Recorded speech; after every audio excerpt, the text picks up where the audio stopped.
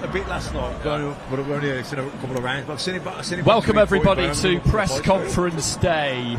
We are coming to you live from the Guildhall, slap bang in the middle of the old city of London, one of the most historic parts of this capital. It's not exactly where you would usually find a press conference, I think it's fair to say that. This is the journey that the fighters will make as they come in through those big double doors from that beautifully clean courtyard. Then you turn into the main building itself. It's basically like a big church with the stained glass and the wood panelling. It's got quite a kind of solemn, cerebral vibe to it, to be honest. Certainly not the sort of place where you should really find yourself hoofing tables around, although you never know what can happen at these press conferences. Next to me I've got Carl Frampton, Johnny Nelson and Matt Macklin. And just a word about this place. Carl, you first. It's the first time we've seen you this week. When you walked in here, I think you had a look at it and just thought, okay, yeah, this isn't where we normally come. Different, yeah. It's a lovely building, beautiful building, really. And like you said, it's not the normal place for a boxing press conference, but this is what the Saudis do, isn't it? They do things differently. And to be honest, I like it. It's better than the normal hotels we're doing them in. And Johnny, what do you think we will see today? Because we've been at this a few days this week already. We're speaking to the fighters plenty. Generally speaking, as the days tick by, people can tend to get a little bit less communicative. AJ's been like that the last few fight weeks, but he's been a bit different this week. He's been more relaxed, I think, than we've seen him in Saudi Arabia. I think it's fair to say we don't expect anyone to really invest too much emotional energy in this. Andy, I think everybody's got all excited about the last two. These two sat down and had a little encounter. Daniel said something as far as AJ was concerned, a little disrespectful. He jumped up and talked about smashing the chair across his face. I don't think we'll see anything like that. I think both fighters will be respectful as possible to each other until the other says something that makes them feel as though they've been disrespected. I think Frank will probably do most of the talking for Daniel. Daniel's good with one-liners, but for back and forth banter, unless he's been really wound up, I can't see it. AJ's the kind of guy that'll just respond to disrespect. He'll say and give as little as possible. These guys have got the last chance to sit down and actually verbally say something to each other until tomorrow. When the weight's done, that's it. So they don't have to talk to each other. They can try and eye each other down. They can try and intimidate each other. That's done. So if you've got anything to say to try and set the seed of doubt in your opponent's head, today's the day. I just don't think either of them know I think they both know, but they don't have to do that. Daniel might. He wants to play devil's advocate, knows he gets under AJ's skin. And I just can't see AJ instigating anything like that. And Matt, a story that's been kind of swirling around since last night has been around the absence of Don Charles so far. I heard rumours abounding that they'd split and there was problems in the camp and all that kind of stuff. I didn't really spend too much time considering that because it seems so unlikely, but one thing we are hearing is that possibly he's not well done and that he's got a cold and that he's having to stay away until as late as possible, because you'd imagine that normally he would be here today. If we don't see him here today, then we'll know that there really is something up with him, and that's, it's not ideal, is it, to have to keep your distance during fight week? No, it's not ideal, but what other choice have you got? If you're bunged up with a head cold, you don't want to be around your fighter and pass it on to him, a couple of days before the fight. In the changing room a couple of hours before the fight, it probably doesn't matter at that point. You know what I mean? He might be sick on Sunday morning, but it's irrelevant then. The job's done, hopefully, or it's, you've lost, whatever, but the results are, we know the result at that point. So, look, I think it'd be nice if Don Charles was around him from a emotional support, psychological support type of thing, but the work's done. It's not going to change the fight. It's not going to change the game plan tactics now. It's just, it's the smart thing to do, isn't it? So, and quite an unselfish thing. Some trainers might want the ego of being around all this, so fair play to Don Charles for stepping out of that. Carl, Daniel probably better than us three because you see him more than us. You've been around him more than us. What have you made of the change in him since the Jarrell Miller win, then followed by the Hrgovic win, the move to basically bring his dad officially into the corner? He was a nominated second, wasn't he, last time? And the partnership with Don Charles, that whole kind of evolution, I guess. The last couple of fights, he's really went high up in my estimations as what he's like as a fighter. I was one of the kind of outspoken pundits who criticised him a little bit against Joyce, a little bit even against Usyk and how the fight finished at the end. But I mean, talking about coming through adversity, the Jarrell Miller fight, like, he is a big man, and Daniel was tired in that fight, and he just bit down in the gum shield and got the job done in the last round. Hergovic, he took a lot of leather, was eating shots for fun at a point, and he ended up eventually stunning him. He had a horrible cut and stuff. So I think Daniel Dubois from them two fights gives him a better chance going into this fight against AJ. The run of form he's on is better than AJ's if you look at AJ's last two opponents. So it gives him a greater chance, but I would still say he's an underdog in this fight. Okay, well, you mentioned their recent performances, and let's just have a look at the Ring Magazine rankings there. Usyk and Fury top 2. I wouldn't argue with that. I think there's an argument. We saw Joseph Parker yesterday. That's pretty close between Joshua and Parker at 3 and 4. When you look at recent wins, Zhilei, Agit Kabayel, big wins on Riyadh season, and there's Dubois in at number 7. And as you say, off the back of recent performances, I wouldn't really argue too much with that lineup. And when you look, Johnny, at the fight itself and how we think it might go, people have been talking a lot about it's whoever lands first. I'd probably qualify that a bit and say it's whoever hurts the other one first has got a really good chance, because when you've got monstrous punches, we talk about someone getting hit and staying hit, and at heavyweight that can often be the case. Yeah, it doesn't mean that you'll finish the fight with the next punch or even in the next round, but it could be very difficult to shake that off. Of course, in heavyweight boxing, one punch can change absolutely everything. We saw it with Lennox Lewis and Asim Rahman in their first fight. So if you get the shot in, it can be over, lights out. If you get the shot in, if you've not got the experience to deal with such a shock, that's when experience comes into it. And Anthony Joshua's been through that. We've seen him. I got no questions to ask of Anthony Joshua now, because he's been through the mill. We've doubted him. We've praised him. We've critiqued him, and he's answered all the questions, looking at all the champions he's fought, the people he's lost to. He's had it. He's been battered left, right, centre, verbally by people like us. These are the questions for Daniel Dubois. What happens when Daniel Dubois gets hit and really hurt? Now, we saw it. We've seen it dipping in and out of his career, but when you get hit by somebody so hard like Anthony Joshua, it's a different kind of hit. He's taking you off your feet. My only criticism of that Daniel Dubois is the fact that he's very good at remembering when he's in the ring, but he's not very good at thinking in the ring. And when you're hit and when you're hurt and things go away from game plan and you're staggered, if you can't think on your feet, think smart, think fast, think wise, you're getting turned over. I don't think he's capable of thinking in the ring. He's capable of remembering, you go out there, Dan, do this. He get down to a T. You saw his old man there ringside jeering him on to get on to what they did in the gym. I'm hearing what they're doing in the gym. He's tough. He's rugged. He'll keep going on. You've got to cheerleader him. But when you're on your own, when it gets hard and you get hurt, and you've got to think instinctively, because you know when the bell goes and the cornerman's left and everybody's shouting in the ring, instinctively the fighter knows this is what I've got to do. Everybody else is just guiding me in the right direction. So Daniel, the only criticism is of Daniel not being able to think in the ring, and that's what he's got to learn to do Saturday night. I hear what you're saying there, but Matt, one thing I would counter that with is that fight against Kevin Lerena at Tottenham Hotspur, where he injured the leg and basically everything went wrong.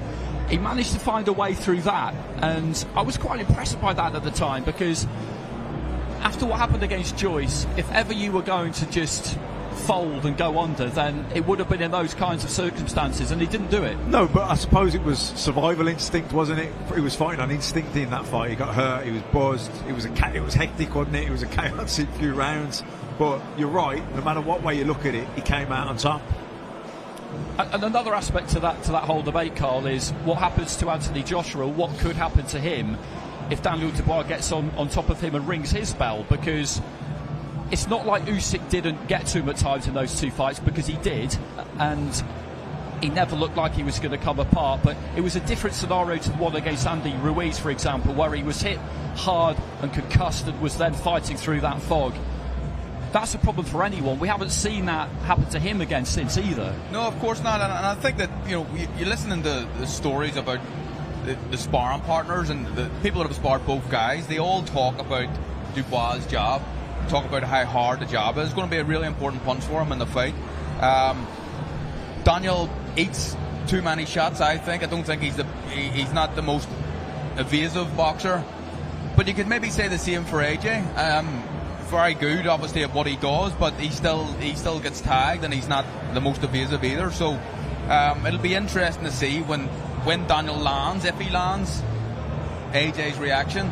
I mean, you could just make the same argument for both guys. Nothing surprises me in this fight.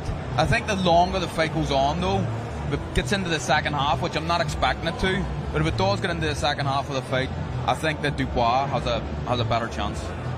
And what about the occasion in terms of the night itself? The week is one thing, but the actual night where everything is different, because getting everywhere takes longer, getting into a stadium that size takes longer, the dressing rooms are bigger, the ring walk's longer, everything is the same but extra, and 96,000 people.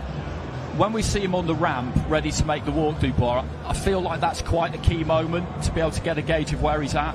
Yeah, I suppose. Look, I think people often look into stuff like that a little bit too much, and fighters react differently, and some fighters you can tell they're ready to fight by the look on their face. Some of them may be smiling on the ramp. I think each to their own, really. I think that people suddenly become part-time psycho body language experts. Yeah, I know, and I just think I people definitely do it. Yeah, people try and read into things like that a little bit too much. We'll see what happens when the first bell goes. How about you two? You first, mate. I think everyone does that. Oh, look, everyone's trying to pick for something, aren't you? You're seeing things that aren't even there because you're looking that hard for it. But I think that's just how tense it is, how exciting it is. That's the anticipation, isn't it? You just go with facts. You've got to go with facts. Say what you see. Follow your instinct, follow your gut, follow your experience. We've been in this game long enough. We've been in the ring and out the ring. Follow what your boxing brain tells you, because we're easily influenced and swayed by the general public and the wave of fans saying it should be X, Y, Z. Follow your gut, what you see and what you understand. Doing it that way, I'm not suckered in by any stories about what happened in sparring, or he's stood on him taller, or he's at X, Y, Z. When the bell goes, look at facts. We just saw a stat there of the amount of the biggest crowds in boxing. Anthony Joshua was a one name that stood out twice at top in the bill. It's actually 3 times, because he was on the undercard of Carl Froch, George Groves. So he's used to the big occasion. He's used to all of that stuff. He's a stadium fighter. So if that affects anybody, it's going to be Daniel Dubois. And no matter how cool and collected and correct he is, when you're at home and you've got near on 96,000 people at Wembley Stadium, the British fans are the best. They're the loudest. They're the most intimidating. They can lift you the most, and that is going to make a difference. Anthony Joshua, remember when he went in there against Klitschko, got put down, had to get back up again and win the fight. So he knows what it's like to turn a fight around on a big stage when the pressure's on. And we are in the Guildhall in the middle of the City of London, one of the oldest parts of town. You just had a look around it there. That was Winston Churchill, I'm pretty sure, just in a seat there in that marble sculpture. I bet Winston loved it, didn't he, on the cobbles? Baron Nelson right there. I bet he was bang up for it. But let's turn to the undercard, because it is a brilliant undercard. Every undercard these days is described as stacked, but this genuinely is a stacked undercard. The one that has got people talking probably the most in terms of the reaction they've had to each other has been Hutchinson and Buatsi, and you're the man to speak to about that, because you were really close to it when it all got quite interesting at their face-to-face. Buatsi, we know well, and he's very disciplined in a professional setting, and how he explained it was that he felt that Hutchinson brought a kind of energy to a professional setting that didn't really have any place there. And had they not been in a professional setting, he would have dealt with it quite differently. How was that experience for you? It was pretty mad, if I'm being honest. It was very intense. I like both guys, but they're completely different characters.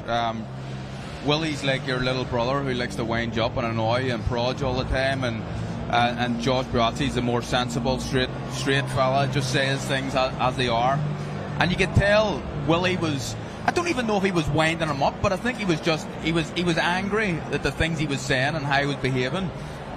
People are saying that's going to work into Willy Hutchinson's favour. I'm not quite sure. I listened to what Ben Shalom said recently, and he says that Joshua Buatsi, in this state of mind, annoyed by an opponent, is a good position for him to be in, because he'll go and showcase what he can do in the ring and use that anger as a means of motivation. So there was big men in that room to separate it, and I'm glad there was, because I wasn't getting in the middle of them two guys.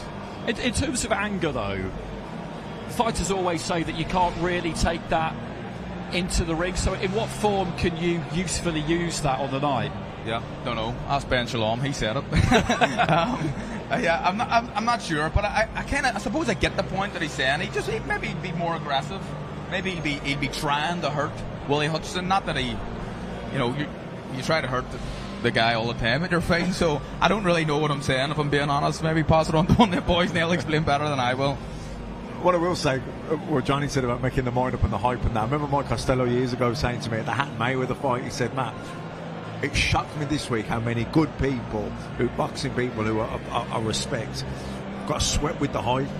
He said, I never make my mind up fight week. When the fight gets made, I pick who's going to win, and I don't change my mind. No matter what happens, unless something massively out of the blue happens fight week, I don't change my mind, because everyone's in town, everyone's heard this, everyone's heard that. Your head's spinning all over the place. You could change your mind 100 times. He said, you get swept with the hype.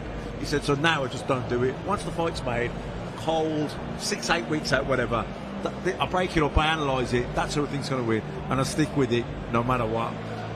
That's kind of what you were saying in a similar way, wasn't it? Yeah, and in regards to Buatsi and Willy Hutchinson, I think Willy, that's what he does. He gets under your skin. He was like that in the gym. He did it for fun. And does it benefit Joshua Buatsi? Yes, it does, because Joshua Buatsi, I think, is boxed below par in regards to the talent of the talent that he has. We've not seen it, because he's always had been able to box within himself. Even when he got hit, I think he got his eyes closed. He's boxed within himself. Now he's angry. And so I think he's got to channel that anger, and he thinks, I'm going to damage you. I remember Ali when he boxed, I think it was Terrell or whatever, he wanted to hurt him. I think Joshua Buatsi wants to hurt Willy. And if he wants to hurt him, he's therefore going to get the job done correctly, efficiently, as sharply, and as viciously as possible. But if you sleep on Willy Hutchinson, I keep saying to everybody, do not let this kid hustle you, because he's a very, very, very good boxer. He's got a good boxing brain, but he's crazy, and he loves it. He's a good kind of crazy, because he's fearless when he's in the ring. When he's hurt, he'll do the last thing you'd expect, and if you sleep on him, he's going to pickpocket you.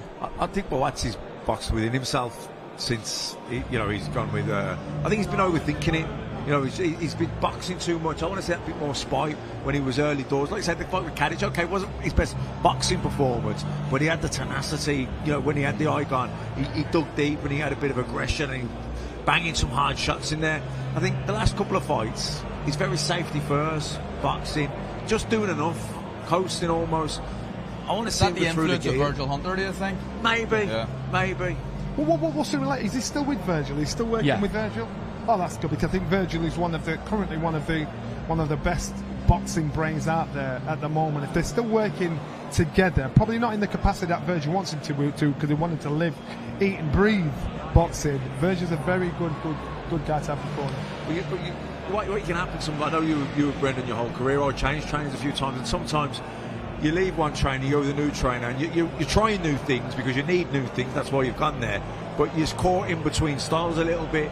Or sometimes you maybe overcompensate. You do too much this, and you lose what made you good in the first place a little bit. Well, I suppose it's like Anthony Joshua getting a happy now. medium. Yeah, it's like Anthony. All the trainers he's been through now, Ben's getting the benefit of that. Yeah, and Ben, they were saying Ben is an amazing coach, but he's actually all the experiences he's got with all those coaches there. Now Ben's the one he's listened to say, right, everything you learn, put it together, and off you go.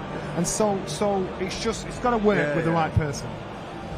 I think he does need to release the beast a little bit, though, Buatsi. I like that challenge fight for the same reasons as you did, Matt. And in the amateurs, he would stop people inside the distance if he could. If he got the chance, he did it in the Olympics.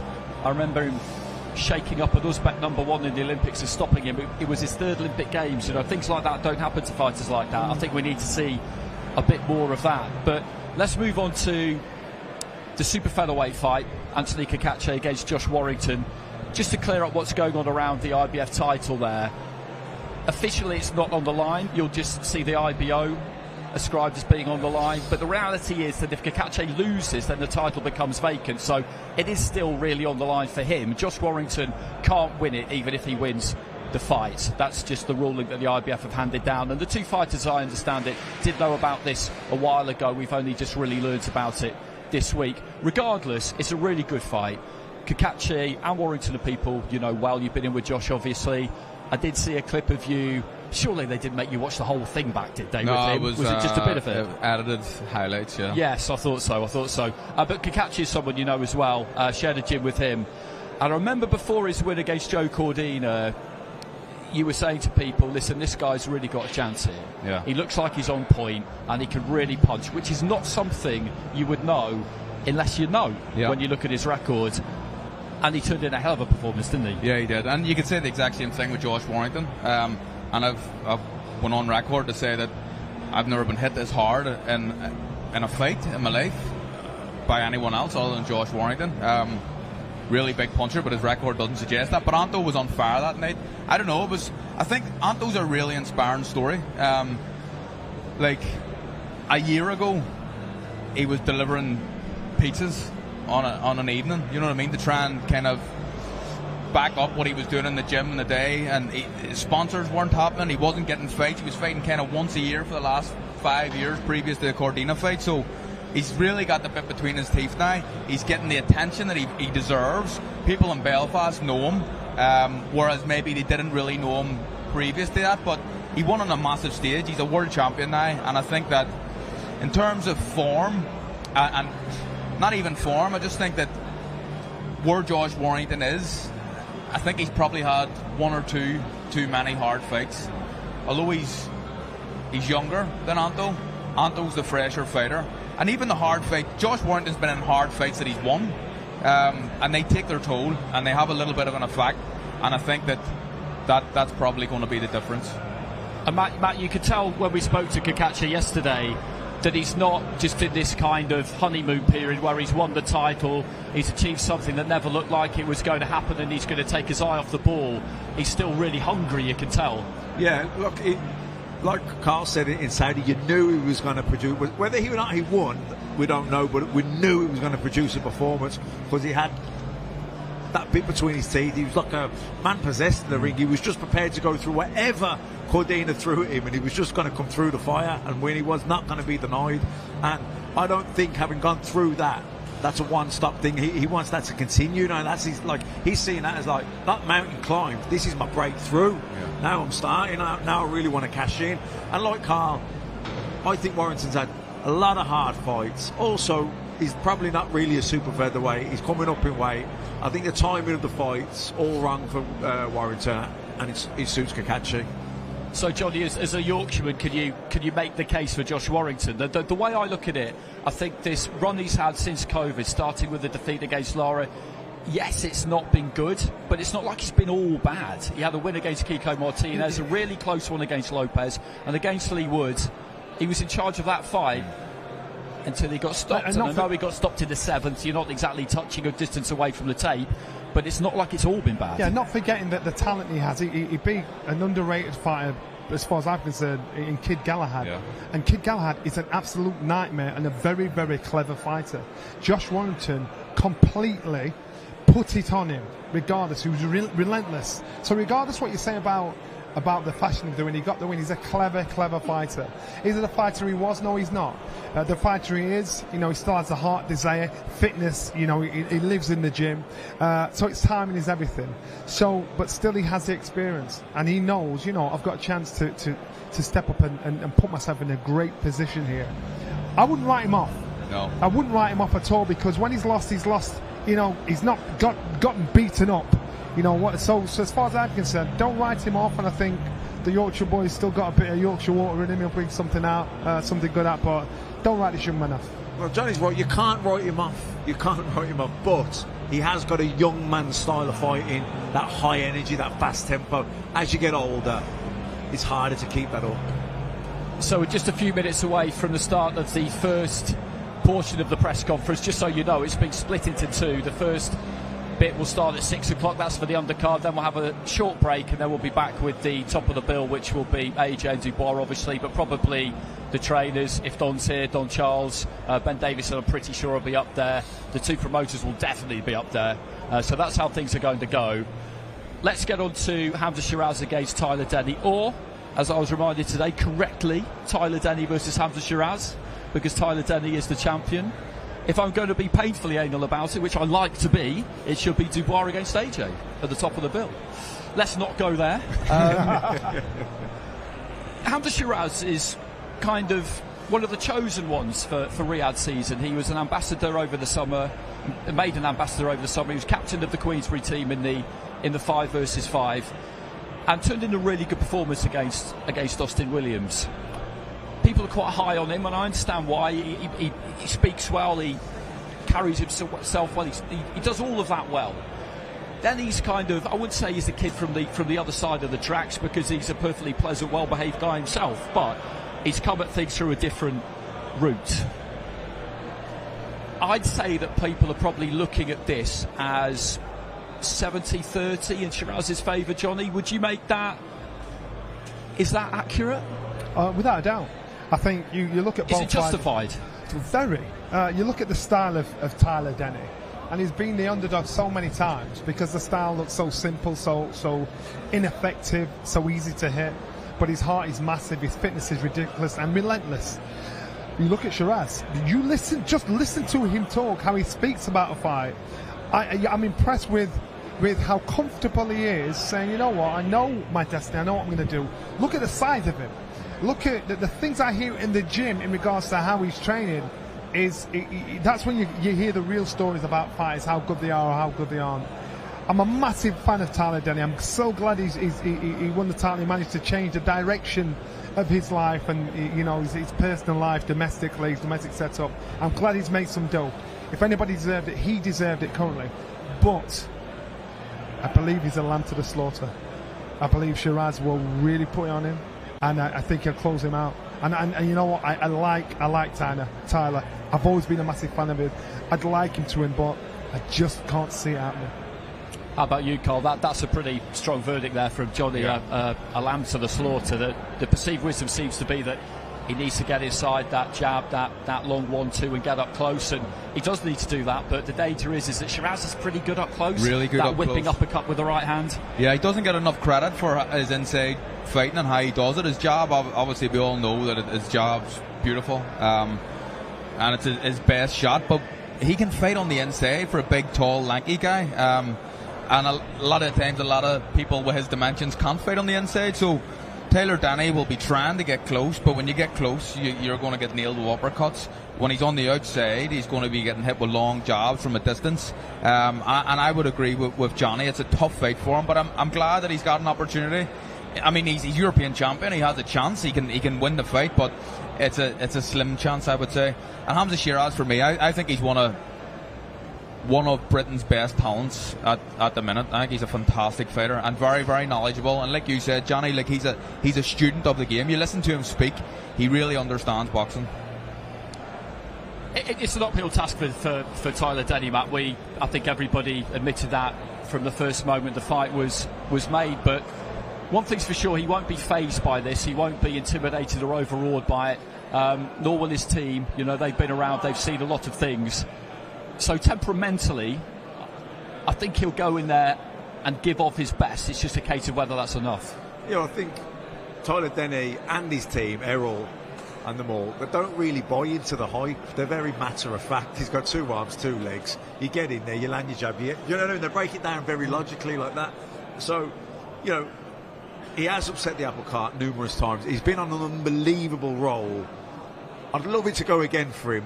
But I think the dream, I think the fairy tale ends on Saturday night. I think to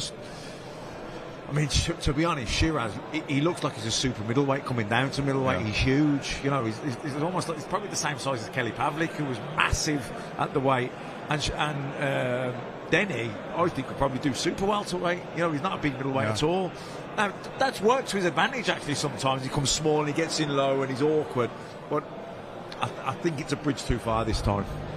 So we just caught sight of Michael Buffer up on the stage there. The press conference has been delayed to 6:10, I'm told. So Michael just checking through those final notes. I'm pretty sure he'll be taking charge of the second one, the one for the top of the bill. But we've still got a couple of fights to talk about on the undercard anyway.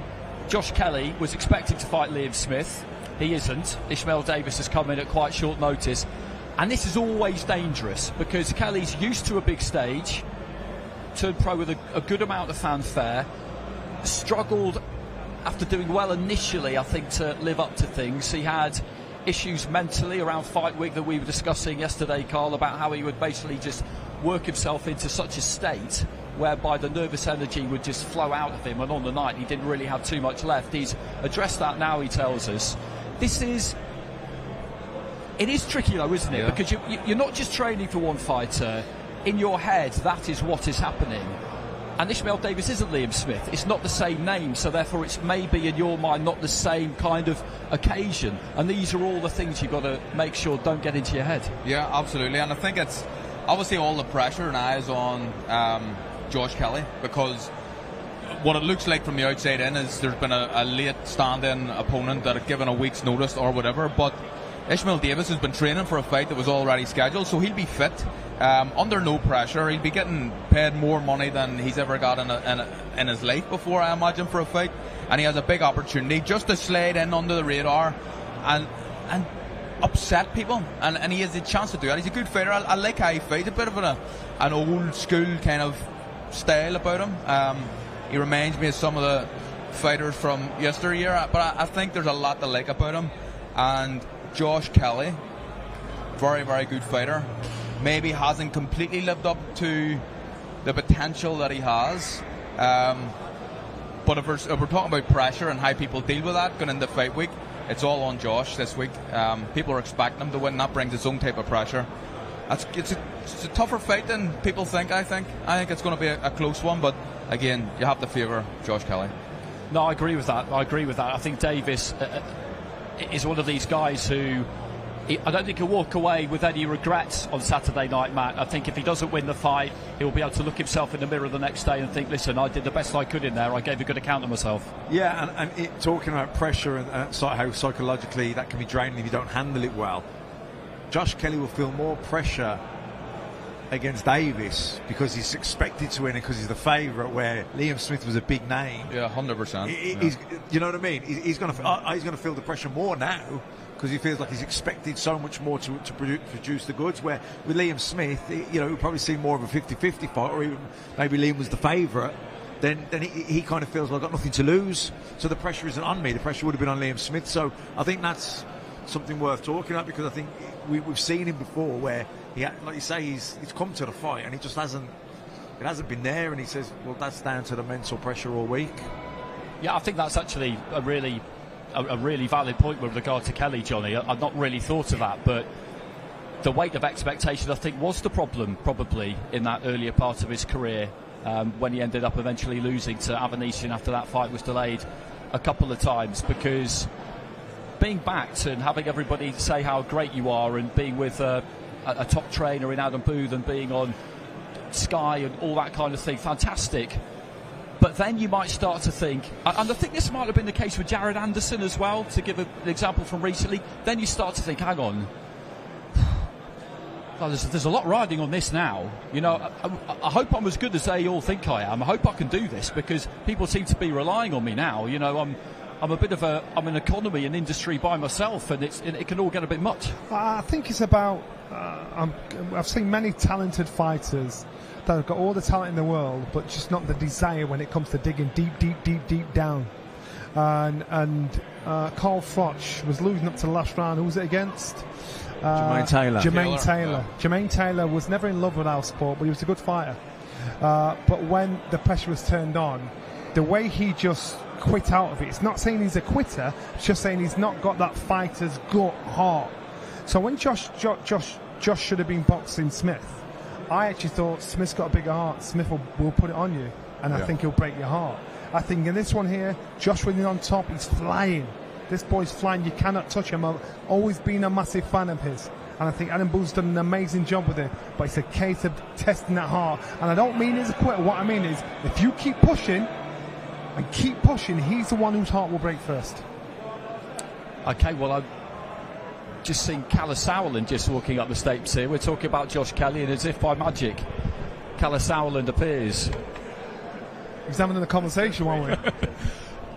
Calla, we were just messing around here. Straight on. No, I'm telling you. You're right. Good to see. I haven't seen you in a while. I've seen you a lot. Thank you, my friend. Seen you quite a bit as well. All well? Good, yeah, very well, thanks. Your timing is perfect as always. We're just talking about live streams. There's no warm up. No, 1 2 1 2. No, straight in there. Straight in. We were just talking about your man Josh Kelly and how the man is going to steal the show Saturday night. Okay, well, tell us more. Tell us why. I don't need to tell these two men here about boxing can be the most horrible sport. Those phone calls, like the one I took Friday morning before I got in the shower, it's just like fans don't see behind the scenes is how long you try and put big fights on. You remember for your careers how close a fight is, and then it's off and then it's on. But when you're in a camp and then 7 days out, the opponent's out. I'm like, initially you think, oh, it's not really happening, and it's something like a bad dream.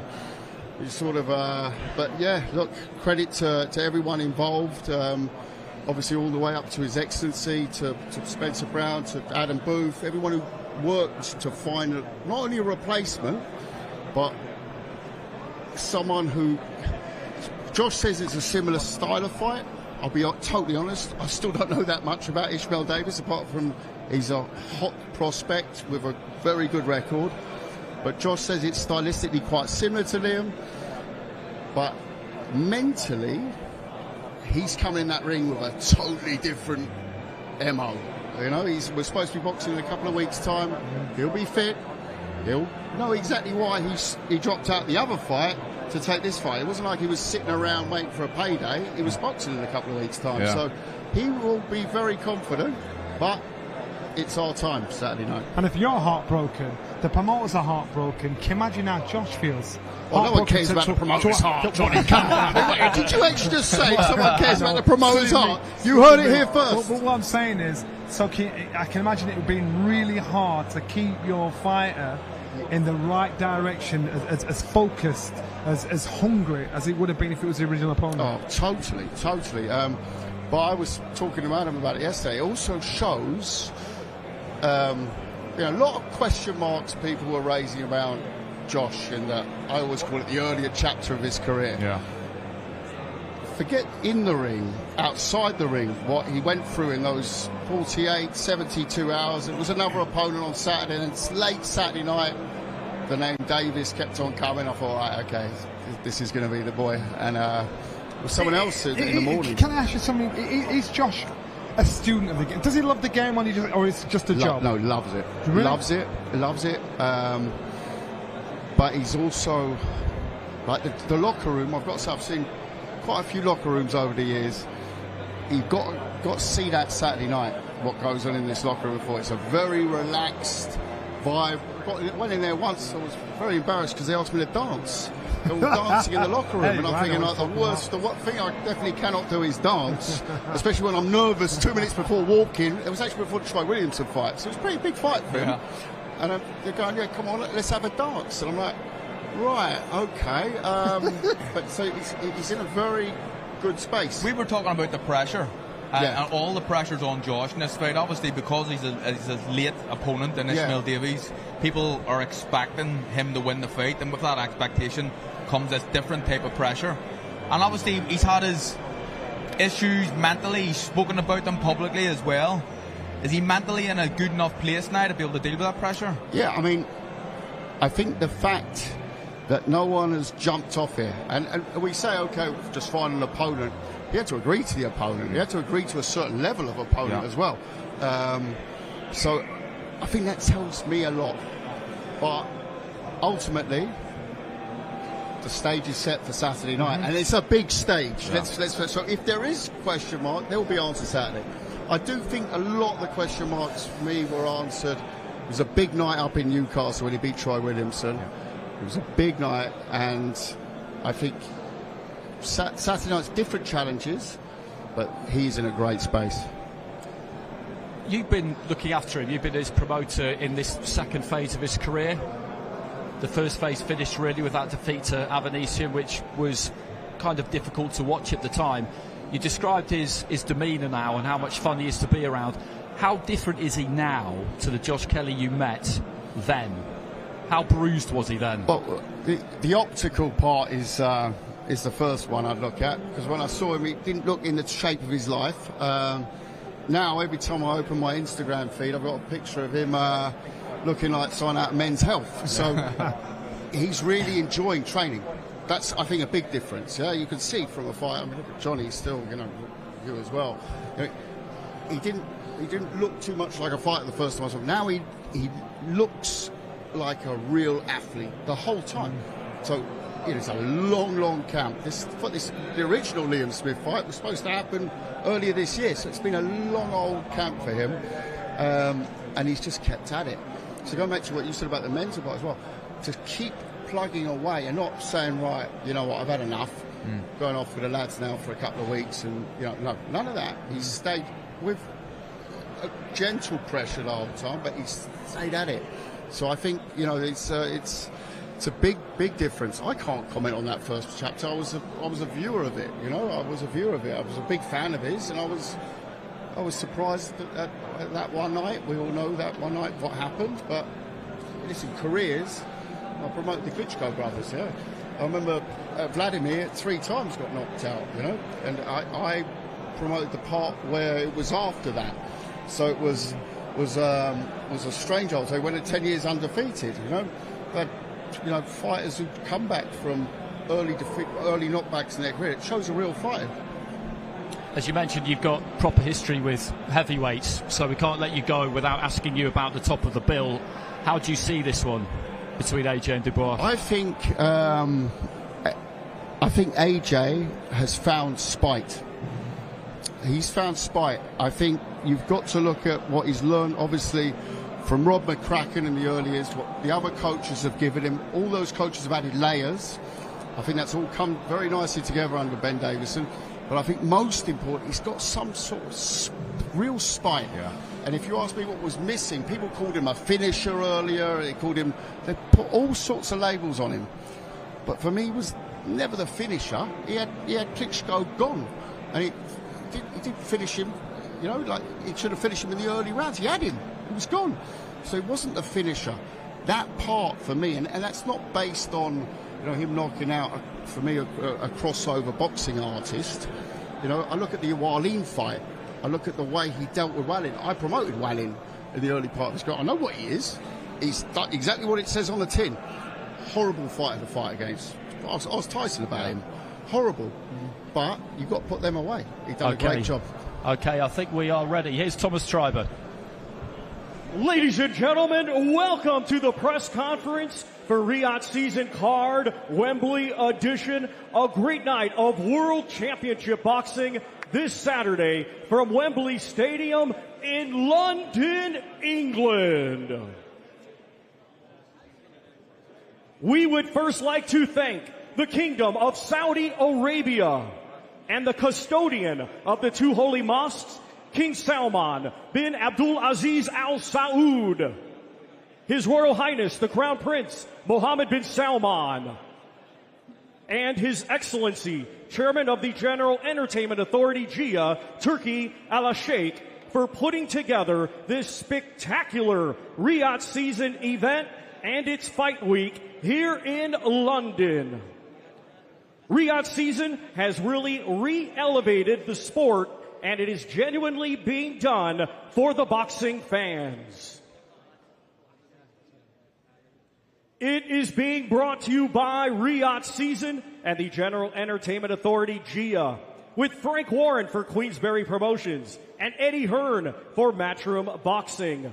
This event is sponsored by Visit Saudi, Solomon Al Habib Hospital, Saudi Airlines, Red Sea Global, Daria, and Middle Beast, in partnership with Gold Star Promotions and Sella in association with Wasserman Boxing and Boxer. This great event will be shown worldwide on DAZN, on TNT Sports Box Office, Sky Sports Box Office, and on payperview.com. Let's first welcome the town clerk and chief executive of the City of London, Mr. Ian Thomas, CBE. Thank you. Thank you. I wish I had a voice like him. That's all I can say. Welcome to this Guildhall, the amazing venue. Look around, you'll see the stained glass, the weight of history. This building, the Guildhall, was built in 1411. 600 years of history here, the oldest serving civic building in the world. And you'll see statues around, the weight of history I mentioned. Lord Nelson, Duke of Wellington, Winston Churchill, to name but a few. The place where iconic things happened and infamous events happened, the trial of Lady Jane Grey, who is known as the 9-Day Queen, happened here. This survived the Great Fire of London in 1666 and the Blitz in World War II. It's a place where this court, the City of London, meets. You'll often see me here in tights. They didn't tell me this when they gave me the job, that I have to wear tights. And I've worked out, finally, how to keep tights up because they kept falling down. I've got the secret now. But that's part of the job, and we sit here and we discuss key issues of the day in this honourable court. Beneath, you'll see Roman remains in our amphitheatre, going back 2,000 years. Yes, we've been around longer than the DFS sale, and we have more assets than Taylor Swift and Oasis combined, even after the ticket prices went up. Sport, and what we've got to do with sport. Well, actually, sport's really important to us here in the City of London. Led by Deputy Lord, we have a new sports strategy, and supported by our chairman, Christopher Hayward, a new sports strategy that is designed to ensure that London is world-leading for sport in terms of a destination. We've got 11,000 acres across Greater London, including Epping Forest, Hampstead Heath, where you'll see football pitches, cricket pitches, Lidos, rugby, you name it, we have it here. And the city is an amazing place. The City of London is an amazing place. I've had a great time working here. You get to do brilliant things like this, hosting this amazing event, and meet some great people. I was just saying to my wife just last week, reflecting on my time here at the city, that never in our wildest dreams would we have thought that we'd be meeting such brilliant and amazing people. And my wife turned to me and said, "Ian, you're never in my wildest dreams, mate."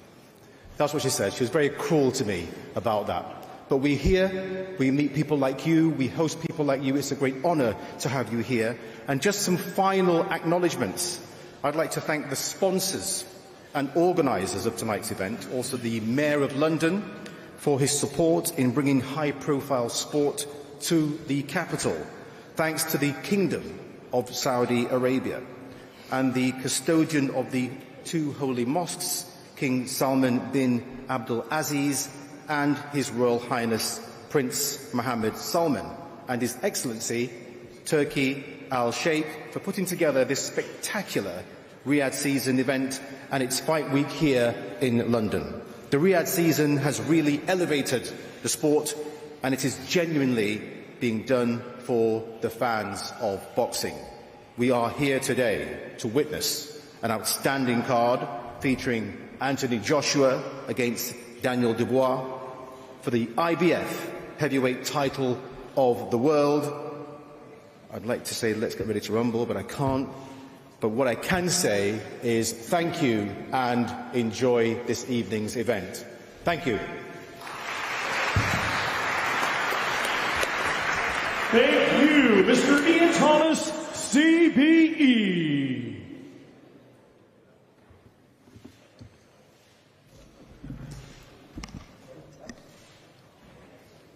Let's now welcome our host, Mr. Dev Sani.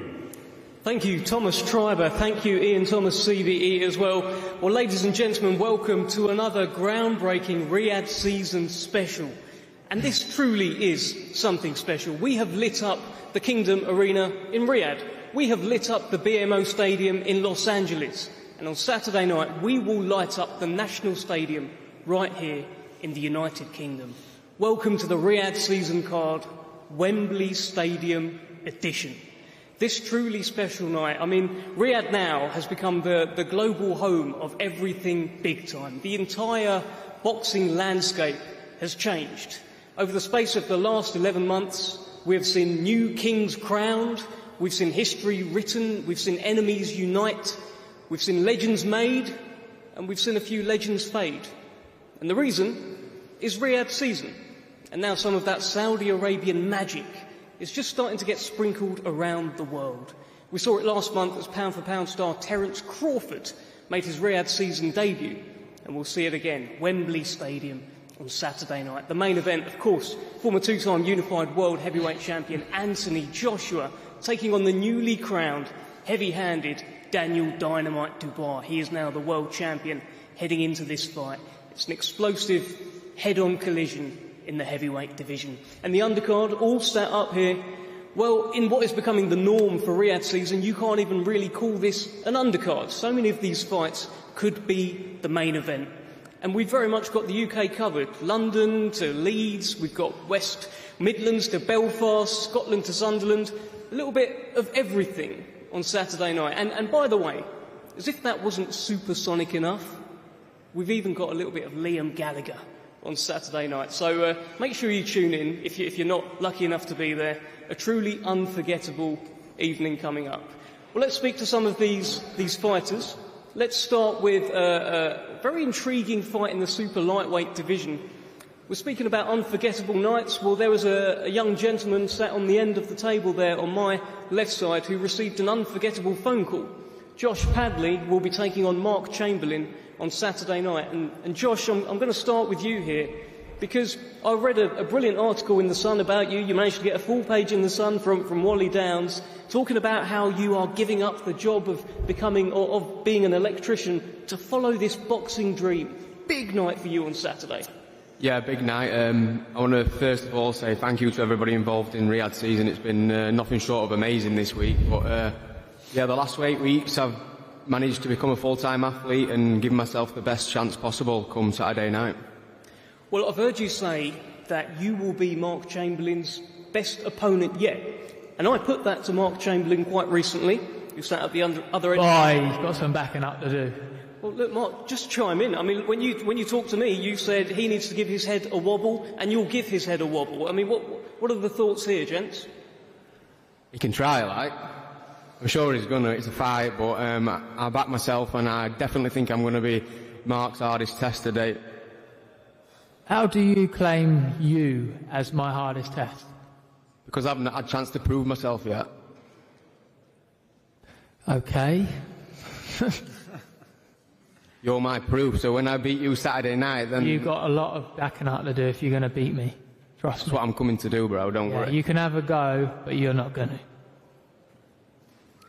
Mark, your opponent is also on record saying that he will bring chaos on Saturday night. How do you deal with chaos, Mark? Same as every fight, really. They all talk the talk, and when they get punched on the chin, it all changes for them, so you'll soon find out.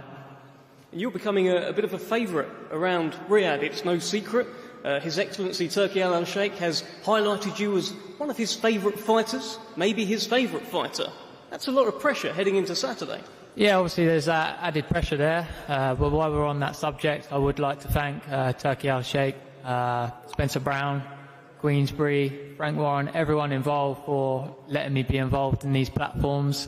And like I say, you're going to see another explosive performance on Saturday night, and we'll come away with another victory and keep everyone happy and hopefully be part of these big platforms in the future. Well, Josh Padley, let me just come to you here. Do you think he's overlooking you at all? He speaks with a lot of confidence as to how he's going to deal with you on Saturday night. I mean, he's obviously going off what he's seen of me, which is not much content out there. Again, I've never had a chance to really prove myself against a high-level fighter, so this is the level that I want to be at. Come Saturday night, you're going to see that. You're going to need to, because you're in a proper fight Saturday night. That's what I want. That's why I'm here. Cool. Make sure you bring your A game, because you're going to need it. Got everything ready. Okay, we'll see. Fantastic stuff. Thank you, Mark Chamberlain. Thank you, Josh Padley. A brilliant fight there between two unbeaten fighters. Someone has got to go. Not mine. Today. As Mark Chamberlain says, not his. So we'll tune in to find out anyway. No spoilers. Thank you, Mark. Let's keep things moving. We'll head to the middleweight division. Now, there was supposed to be a fight here between Josh Kelly and Liam Smith. Unfortunately, Liam Smith had to pull out. We wish him well. He's had to pull out. He's not well. We can't go through with the fight. But Liam Smith's loss is the gain of Ishmael Davis. He got the call. 6 days' notice. He stepped up. He said yes. Ishmael Davis, I mean, how do you go from being the guy that just took the fight with Josh Kelly to being the guy that makes sure he beats Josh Kelly on Saturday? Well, first of all, I want to thank Eddie Hearn and Turkey Al-Sheikh for this chance and all the matchroom team. But listen, I've heard in Josh Kelly's interviews, he's overlooking me. And let me just tell you, your best win's Troy Williamson, who I just beat as well. And every time you've stepped up, you've been beat. Ray Robinson, you should have lost. David Avanesian beat you. And I'm the most progressive British boxer, no joke. So you're overlooking me, but Saturday night, bro, you're going to be in there with the hell, bro, I'm telling you now. I'm excited to see. I dare you to meet me in the middle of the ring. I know what you're going to do, hit, move, hit, man, I'm going to be on you the whole way, bro, and you've never had it like me, bro. You get me? And you're overlooking me, and your trainer knows, bro, he knows, and you can't train for my style, so you've been training for Liam Smith, yeah, but you can't train for my style. You're gonna laugh, bro. You're a pretty boy. You're not cut like me, bro. I tell you now, you ain't cut like me. I'm fit, bro. I ain't here for no payday. I'm here because I believe I'm gonna knock you out, bro. You ain't making it to the top. Let me tell you, bro. Let me tell you. Talk till you get in. Whatever, we'll see, bro. Your best win was Troy Williamson. But we're gonna see, bro. We are gonna send everyone levels because everyone seems to think it's levels. There's levels to this game. The truth is, every single time you've stepped up, you've been beat, bro. You learn. And me and you have got the same best win. Troy's my best win. I didn't have no amateur. 2 years on, I finished Troy. I finished bro. I finished them. We're gonna see on Saturday. All the talking's done here. Saturday night's gonna happen. You're doing a lot of talking there. You're gonna see a real superstar. You're doing a lot of talking. That's what I am. I'm gonna show you. You're doing a lot of talking there. Trust me, bro. Listen, we'll see. I'm excited to see you. I'm gonna show you, Josh. I'm grateful for you taking the fight. I'm gonna show you, bro. This late notice against someone like me, bro. And you got some balls on your chest, bro. You got some balls on you. I dare you. Hold you up. Hold you in the middle of the ring with me. Hold you up. I dare you. You don't punch enough. Everyone, you're a superstar. You don't punch enough. Step in the middle of the ring with me and stay there with me. You were going to keep me. Yeah. You're going to keep anyway. We'll see you anyway. You're gonna. Okay. Believe. I'm excited to see. I'm excited. Believe you. When I got that call, 6 days notice, mate, I couldn't sleep. I got out of my bed and I was up the whole day after watching Canelo beat fucking. Sorry for my language. After watching Canelo beat Belanga. I'm gonna beat you, bro. I'm gonna be a little bit excited here, Ishmael. I'm gonna see. Save that energy for Saturday night, bro. Yeah, man. Save that. Cool. Wow. Okay. Well, that was one question, by the way, ladies and I gentlemen. was a bit excited. Just the one. I was a bit excited. Because you know what it is? I hate being excited. I know what I'm about, so I hate, people, no, listen, there's no bad blood, yeah, but I hate people talking down to me, down about me, like, oh yeah. Like, I'm training for world level and this. Bro, you're not world level, bro. When have you been world level? Never. And I believe I'm going there, so we're going to see. Because you're in my... Have a look at my box, Rick. Have a look at your box, Rick. Have a look at what I've fought and have a look at you fought. It doesn't matter, have a look at it. Have a look at the people you beat. It doesn't matter, bro. I'm telling you now, I'm the most aggressive British boxer. I've had no amateurs, bro. I've had 2 fights on TV. Yeah. The first one, the second one was much better. This one's going to be much better. Well done. And I've had 3 weeks in camp. You're getting very excited. You need to save that energy, Yeah, cool. That's come out of nowhere. That's nervous energy all the time, bro. You're not where I'm nervous bro. Where I come from, mate, you make a mistake, your life's gone, bro. You ain't from there. You're a pretty boy, bro. So let me tell you that. We're boxing, brother. And remember, we're boxing. Remember that. We're boxing, normally. We're anyway, talking. Where am I We'll from? see Saturday night. We're boxing. Okay, gentlemen, thank you. Ishmael, I asked you one question, so I should, of course, ask Josh one question. Hi, Josh, great to see you, by the way. Great to see you, Dave. Listen, you've had to switch, late change, 6 days' notice. It was going to be Liam Beathy-Smith. Yeah. It's now this man who is intent on taking your head off on Saturday. How has that switch been for you? Well, first of all, I'd like to thank Spencer, Wasserman, Turkey Al-Sheikh for helping me out, keep me on this card. Switch been beautiful, you know. I believe he's going to bring exactly what Liam was going to bring. Liam's world-class at it, that's the difference. Ishmael has improved himself world-class at it, so I was getting ready for someone on that level and that magnitude. And I just put our stars and our boxing ability side by side, and I believe he's getting tossed in the deep end late notice. It's a lot of excitement and a lot of, I know I belong here. I brought Ishmael to the table, accepting this fight. So Ishmael's going to be excited. He's going to come out. He's going to fight off a lot of nerves. But when it comes to crunch time, when you're in front of the big crowd in Wembley Stadium, it's going to come on top real quick. He's talking about. I'm made for this.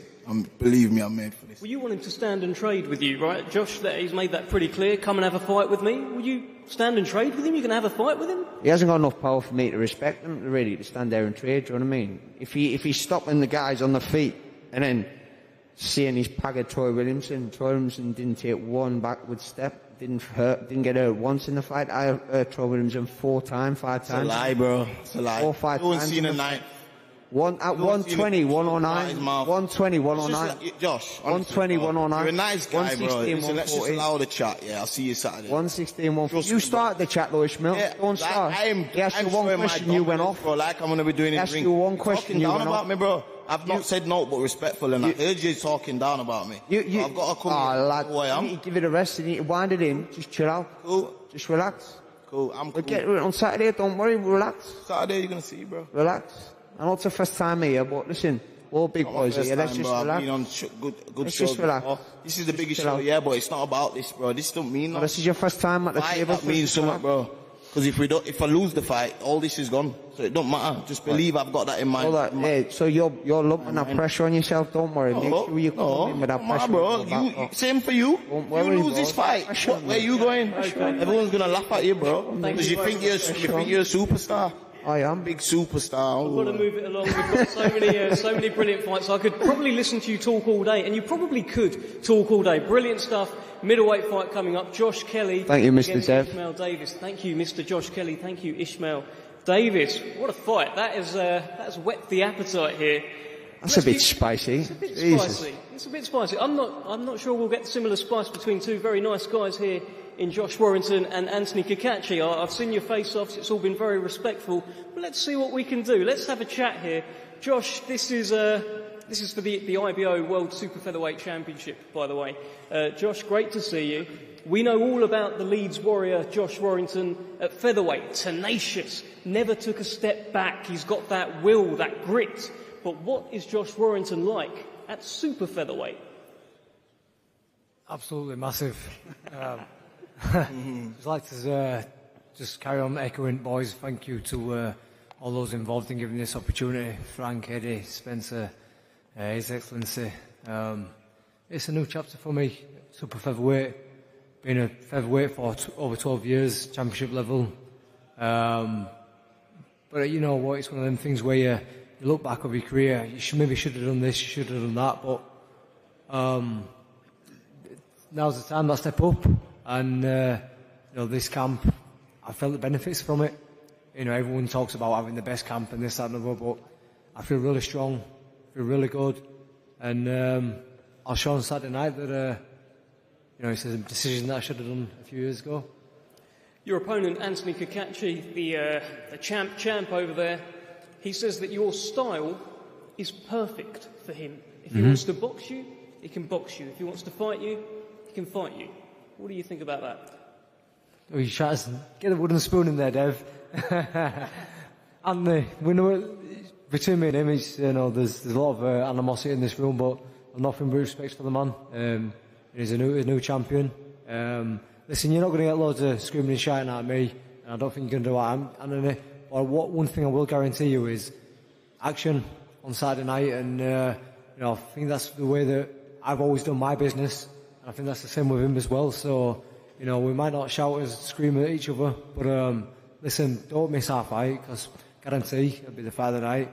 You know, I'm experienced. I'm experienced in this game, and I think I've dealt with every single style that I've come against. We've been tall, short, a boxer, a puncher. I've been in with them big guys, and you know, a lot of the time I've come through it. So that experience, you can't buy that, and it goes a long way. Josh, I've heard you say you want to be in fights that people remember. You've already been in so many that people will remember. Mm-hmm. What will people be saying about Josh Warrington on Saturday night? Just stepped up and then he never turned his back, and you know, even when the chips were down and things weren't going his way, you know, he turned up and did the business. No, I said that, Dev, about the belts, because you know, disappointed the IBF's not on the line now, but it just is. It's about like I said, it's about the fight, and we're going to have an exciting fight this weekend. And yeah, the journey of Josh Warrington will continue. Okay, let's hear from your opponent, the champ, the Andy Town Apache, Anthony Cacace. Brilliant, thrilling win over Joe Cordina last time out on the Fury Usyk undercard. And now you head into this fight as the champion. You head in as the favourite. You head in, surely, with the pressure. No, there's no pressure. Josh, he's a two-time world champion. His career has been filled with success. I'm only getting a bit of success now. Josh's a great champion, featherweight. You know, he's moving up in weight this one. You know, he's a bit stronger and whatever else. But I'm a big super featherweight, and it's going to be a tough night for him. Well, you've said that his style is perfect for you. Just tell us a little bit more about that. Why is it so perfect for you? I've boxed. He's smaller than me. You know, he's going to come on the shots. I'm not going to have to go looking for him. So, you know, also, you know, he's a big set of balls. He's big heart. He's going to come for a proper fight, and that's exactly what I want him to do. So, you know, Josh, he's a good lad. I've got nothing bad to say about him. You know, his accolades speak for themselves. He's done everything. Fought some great champions, beat them. So I know I'm in for a hard night, but listen, no one's taking these belts off me. What is it that makes you unbeatable right now? Because I've heard the way you've been talking ahead of this fight. There's an intensity about you. There's something in your eyes. It feels like it's going to take a lot to beat you. But what do you think? What is making you so tough to beat right now? Well, no man's unbeatable. Every man's beatable. But, you know, again, this is all new to me. I've worked from I was 9 years of age. I'm now 35. You know, I've worked to have these in front of me and to have these type of nights ahead, you know. So I don't want to be giving these away, you know, a couple of months down the line, you know. But I know I'm not taking Josh for granted. I know exactly what he's going to bring, you know. I know he's locked in, but again, the belts are coming with me. Okay, thank you very much, Anthony Cacace. Thank you, Josh Warrington. Brilliant super featherweight fight.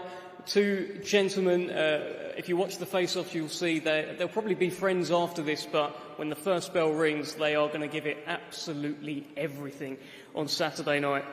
Well, we've got a brilliant fight at light heavyweight. The WBO interim light heavyweight championship is on the line. Willy Hutchinson and Joshua Buatsi. Now, the build-up to this fight has been, let's say, ill-tempered. For those that haven't seen the clips, it got a little bit out of hand when they did a face-off. They had to be separated by security. I'm hoping it doesn't kick off today because I'm certainly not worthy of being a security man. But let's start with Willy Hutchinson. Let's start with the Hutch train. It was a brilliant win last time out against Craig Richards. You went into that fight telling everyone what you were going to do, telling everyone that you're going to beat this man, you were the underdog, but you did it. How do you feel about this one? 100%, Dev, 100%. Listen, look at the people we're up here with. For me, this is unbelievable. It's, I mean, what an experience. Do you know what I mean? A lot of great fighters up here, but like I said, Dev, last time out, everything I said I'd done, I basically done with far from knock him out, and I nearly did 3 or 4 times. Do you know what I mean? And I'm just looking forward to knocking this fella out on Saturday night. Yeah. This one has been quite a spicy build-up. It has been.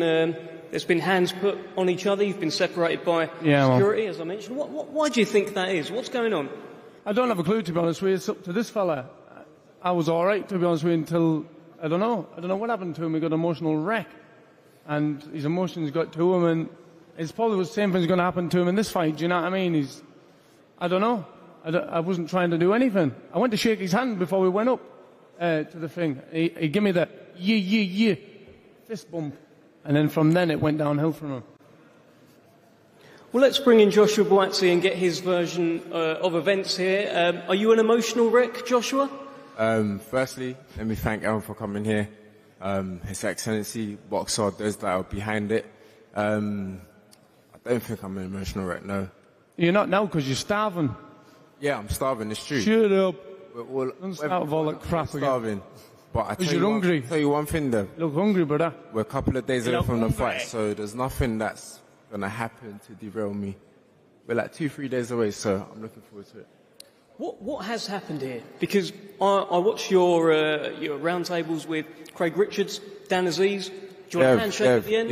If you want to know, go online, because I've done repeating myself about grabbing the scalp. It wasn't a big thing. Let's move on, man. We're 2 days away. It was... Dev, just keep talking. Well, I don't even know where it come from, because me and this fella, even though we only met a few times, and a couple of times we did meet, I beat him up in the gym. But apart from that, it was always all right. Do you know what I mean? Listen, I'm the biggest worky ticket in the whole entire world. Far from it. But I genuinely was actually trying to be all right with this man. And then he tried to be a bad man, and he ain't got any bad man in him. You know what I mean? What bad man would he know?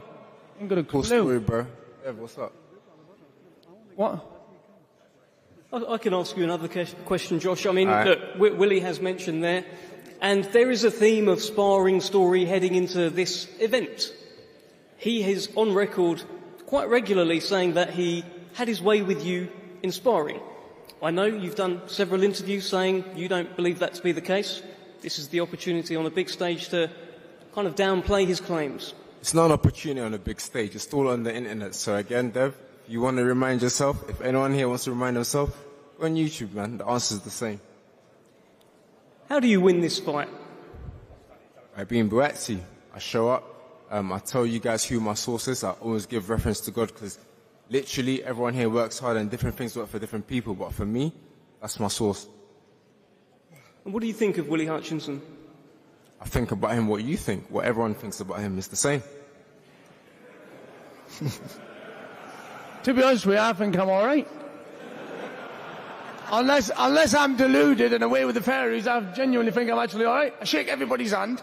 Every person I meet, I shake their hand. I try and be as helpful as I can. I can be a nightmare sometimes, yeah. Like I'm his nightmare just now, but I'm only his nightmare. You know what I mean? If you think you're a nice guy, then everyone thinks you're a nice guy, then you're a nice guy. Well, they're all laughing. They're not laughing with you. I don't need people to laugh with me, bro. They're laughing at you. No one laughs, so I quite like that.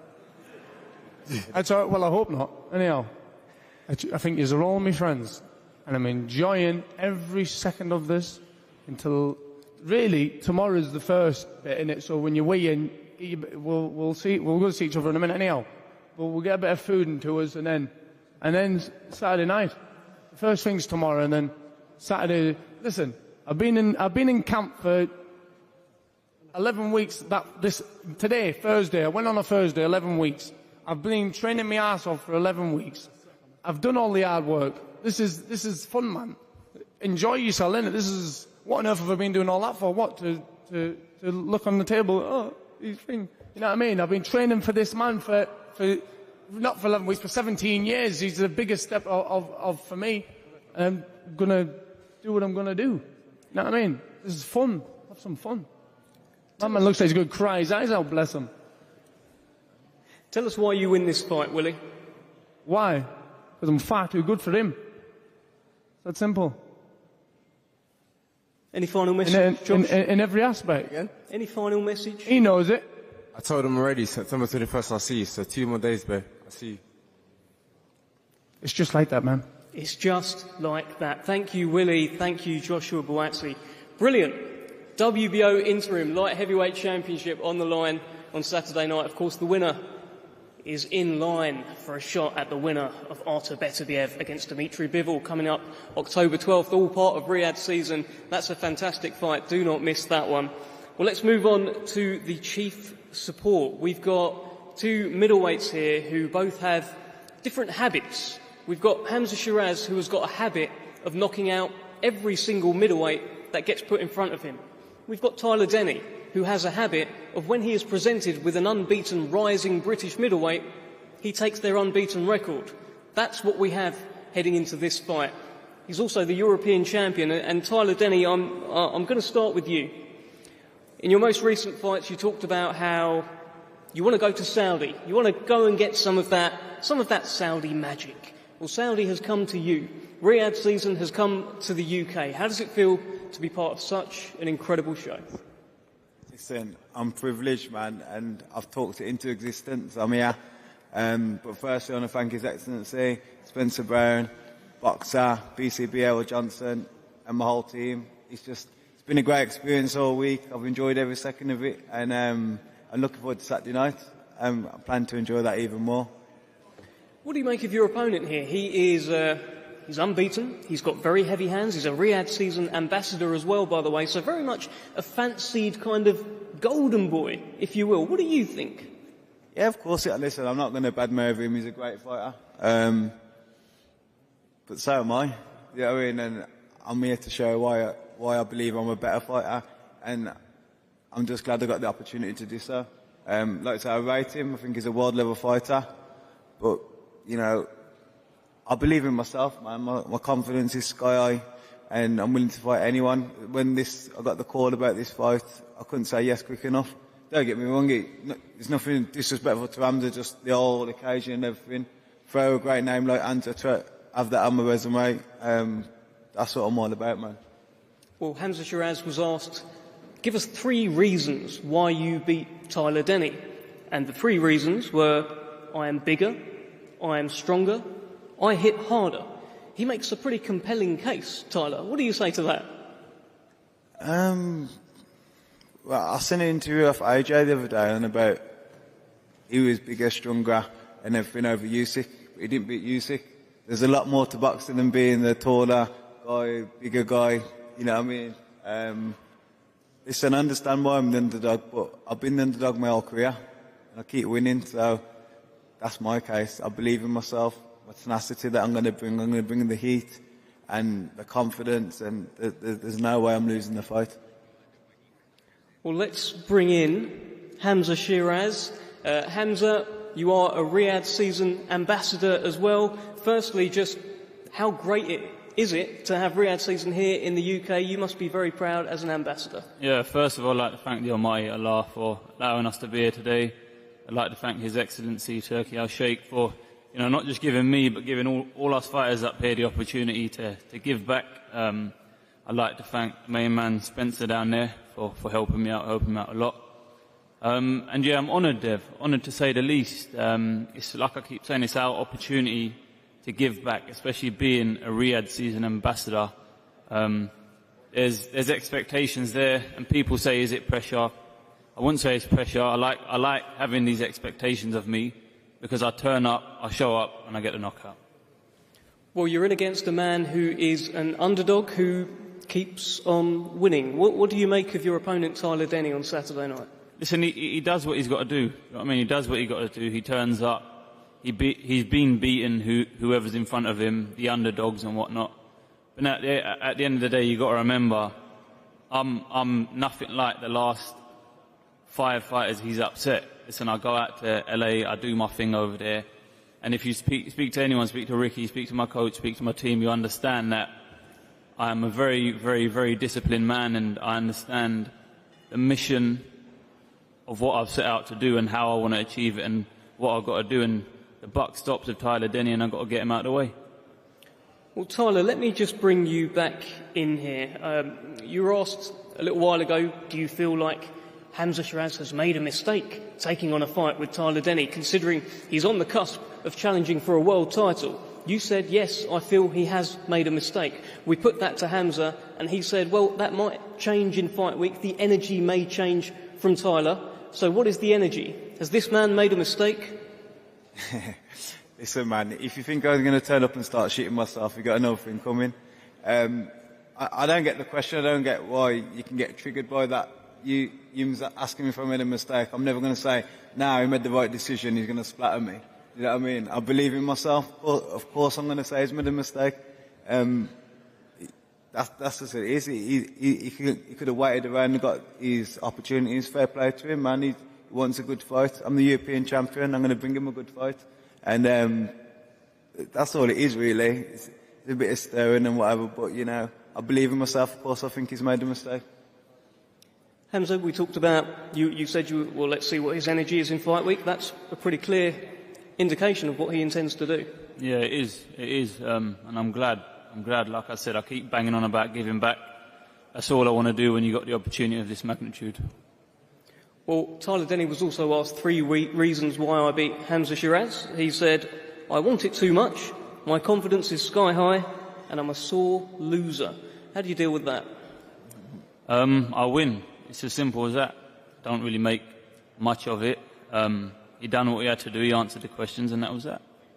You're on a streak of 14 consecutive knockouts. When you look across there, you see Tyler Denny. Is that number 15? Yeah, definitely. Inshallah, that's the plan. Do you know what I mean? I've worked too hard, Dev. I've worked too hard. Tyler, any response? No chance. No chance, man. No chance. I'm winning the fight. Obviously, he believes he wins the fight, but I think it's two people who genuinely believe they're winning the fight. You know what I mean? So you're going to get a good fight. And that's the good thing with Riyadh season is the best fighting the best, man. You know what I mean? So bring it on. Bring it on, indeed. Thank you, Hamzah Sheeraz. Thank you, Tyler Denny. Brilliant fight at middleweight on Saturday. Well, that concludes the undercard part of the press conference. They're going to do face-offs now down the front, and we'll be back very shortly for the main event. Thank you. So that concludes the undercard press conference. We will now have some face-offs, though, that we will run our eyes over as these pairs of fighters go head-to-head.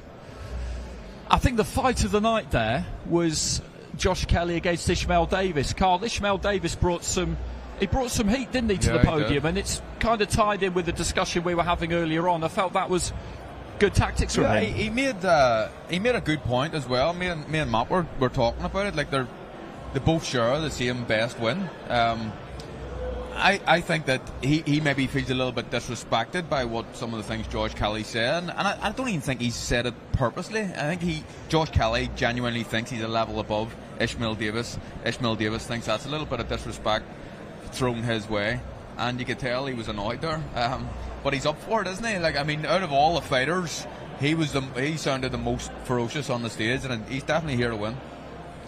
I thought Kelly handled that pretty well, though. He didn't really rise to it. He stayed calm, and I thought by the end of that exchange, maybe he slightly came out on the right side of it, because Davis possibly just went on a little bit too long saying the same thing. He did, but I think it was probably a bit of a reality check for Kelly as well, thinking, you know what, I've got to actually give this guy some props. You know, he's just not here to make the numbers up. I thought this was a walk in the park Saturday night. Hearing that, seeing that, you know, the points that Davis is putting across there, he's thinking this could actually be more even than what it is. Now, this is down to a fighter's individual self-confidence to think, do I really believe I'm levels above you?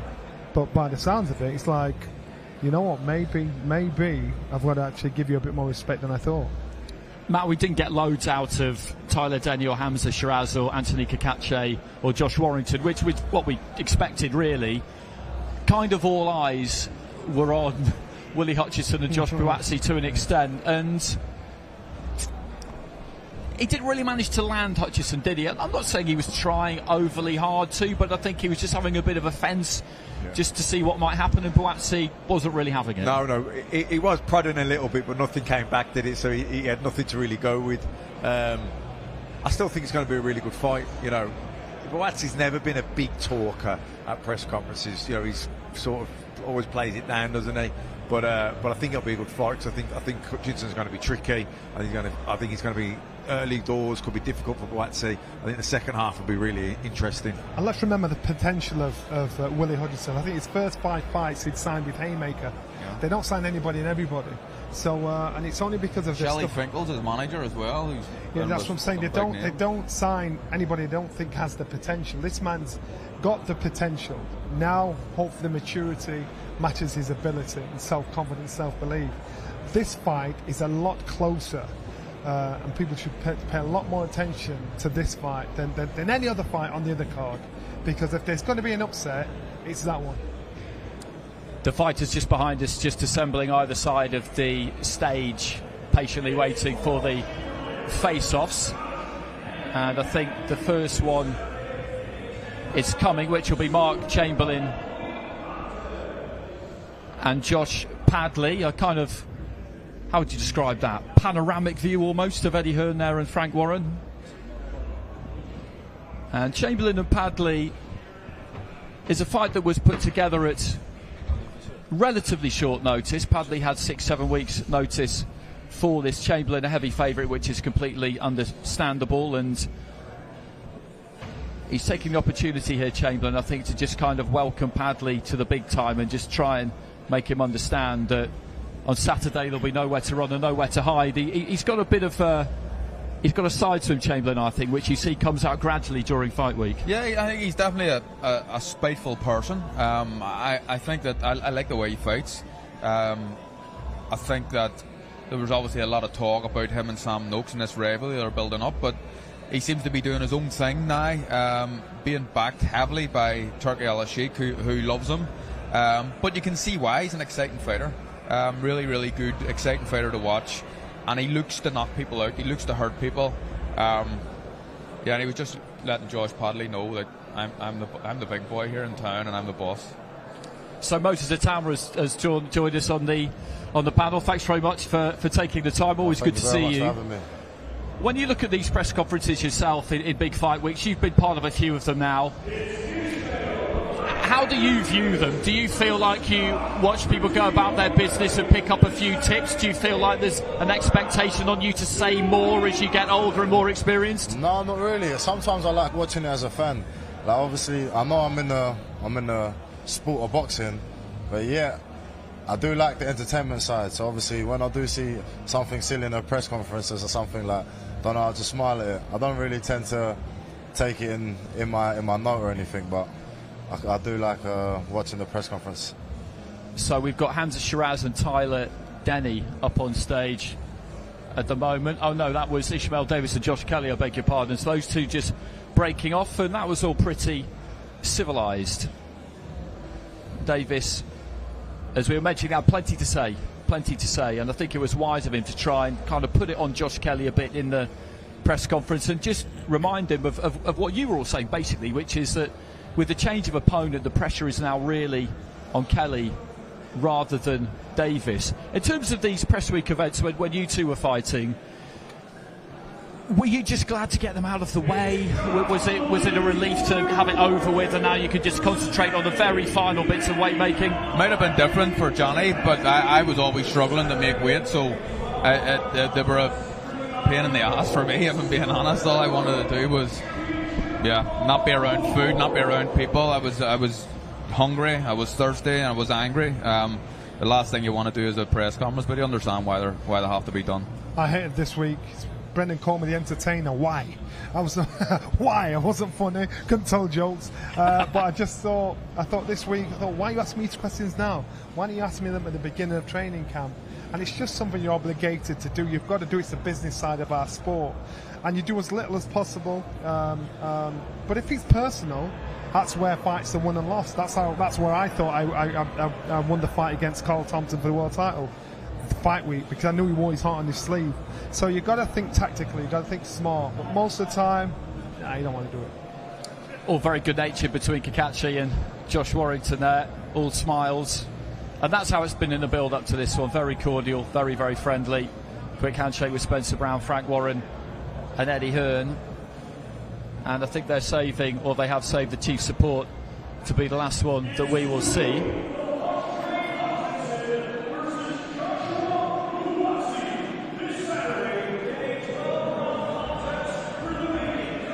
So Hutchinson, quick to the centre there, and I wonder will he have a little bit of a word with Buatsi. Security are primed and ready just to prize them apart if they need to. Bit of a height difference. Yeah, interesting actually. Buatsi's one of these people who is taller when you meet him than you think he's going to be.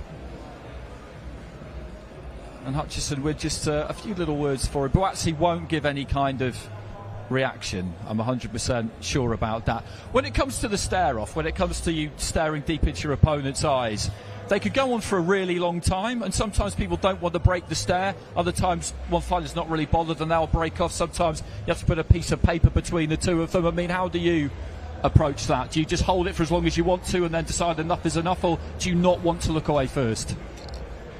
Depends on how you want to think of it, really. Like me, I don't feel like this wins you any fights. I feel like... Correct. I've watched a lot of Floyd Mayweather's fights, and he never, like, maybe in a face-off, yeah, but once you get in the ring, he never actually used to look at the opponent in the eyes. He always used to look in the belt. But I don't know, I feel like this is a good time to get into someone's head, maybe. I remember there was one time I came up to Sheffield, Johnny, and I came with the England squad, and we went to the English gym, and you was training there, and you made one of the boxers like go on the bags, and while you were shouting, I'm not going to say what you were shouting, but you was a lot of abuse, and you was basically trying to be like, in order for you to be a fighter, you need to do what you got to do and not listen to the external source. And I feel like, especially in this fight week, there's been a lot of trash talking, especially between these two. Was that a Brendan Ingle trick, Johnny? Was it? Yeah. He said the mind listen. He turned me from a zero kid that was completely scared of his own shadow into a world champion. And as far as he's concerned, it's working on the mind, being able to concentrate on what you're good at, and not listening to the negatives and the positives. And that's the first thing Brendan did when you walked to the gym. He said, "Tell me about yourself." For 2 minutes. Now, if I make you face the wall and start talking about yourself for 2 minutes, you probably do 20 seconds and start stuttering. And while he's doing that, he's talking to you. But in a way, he's kind of getting you to concentrate and think on your feet. Not remember, think on your feet. Remember what I said about Dubois? He's not capable of thinking in a fight. Brendan taught you to think on your feet, think in a fight. And so it starts from the very beginning. Well, let's just move on to that one, because the next press conference, of course, will be the top of the bill. You're at heavyweight this week. Just have a look at Tyler Denny and Hamzah Sheeraz. Big height difference between those two. I don't think we're going to get too much reaction from either fighter. Everything between them, as it has been in other fights, has been very disciplined. But with AJ and Dubois, what have you made of each of them, just kind of watching them this week? Because an interesting thing for you at the moment, it's just to watch how fighters like Joshua in particular go about their business during fight week, but you'll have your eye on Dubois because he's the younger guy, the guy on the rise, kind of more in your position than Joshua is. How have you found it all? To be fair, the whole kind of week I haven't really thought about it too much. I've just really been taken in as a fan, but obviously, like I said, I'm in the gym with Anthony Joshua, and I see how relaxed yet switched on he is, and like I can implement that in my game. And like honestly, I turned up to the gym yesterday, he's laughing, joking, but when you talk to him, you know that right when it's go time, it's going to be go time. And I feel like that's something I can implement in my game. And obviously with Dubois, I had a whole training camp with him for obviously when he was preparing for Usyk.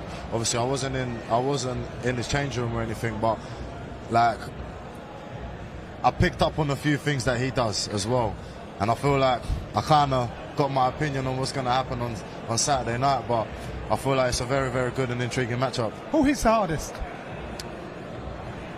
The thing is, when I sparred Anthony Joshua, I feel like I was obviously 16, and he don't really want to knock out a 16-year-old, innit? So obviously, do you get what I mean? Whereas with Dubois, I was kind of like a grown man. Who hits the hardest? I feel like AJ probably would hit harder, but Dubois, his jab is very, very annoying. It's so annoying, especially southpaw, the orthodox. It kind of like just stop. It's just in a weird position where it just stops you from throwing it. And his speed is very underrated as well, and he's got a good chin. Who's the fastest? Who's the fastest? I think AJ's more explosive.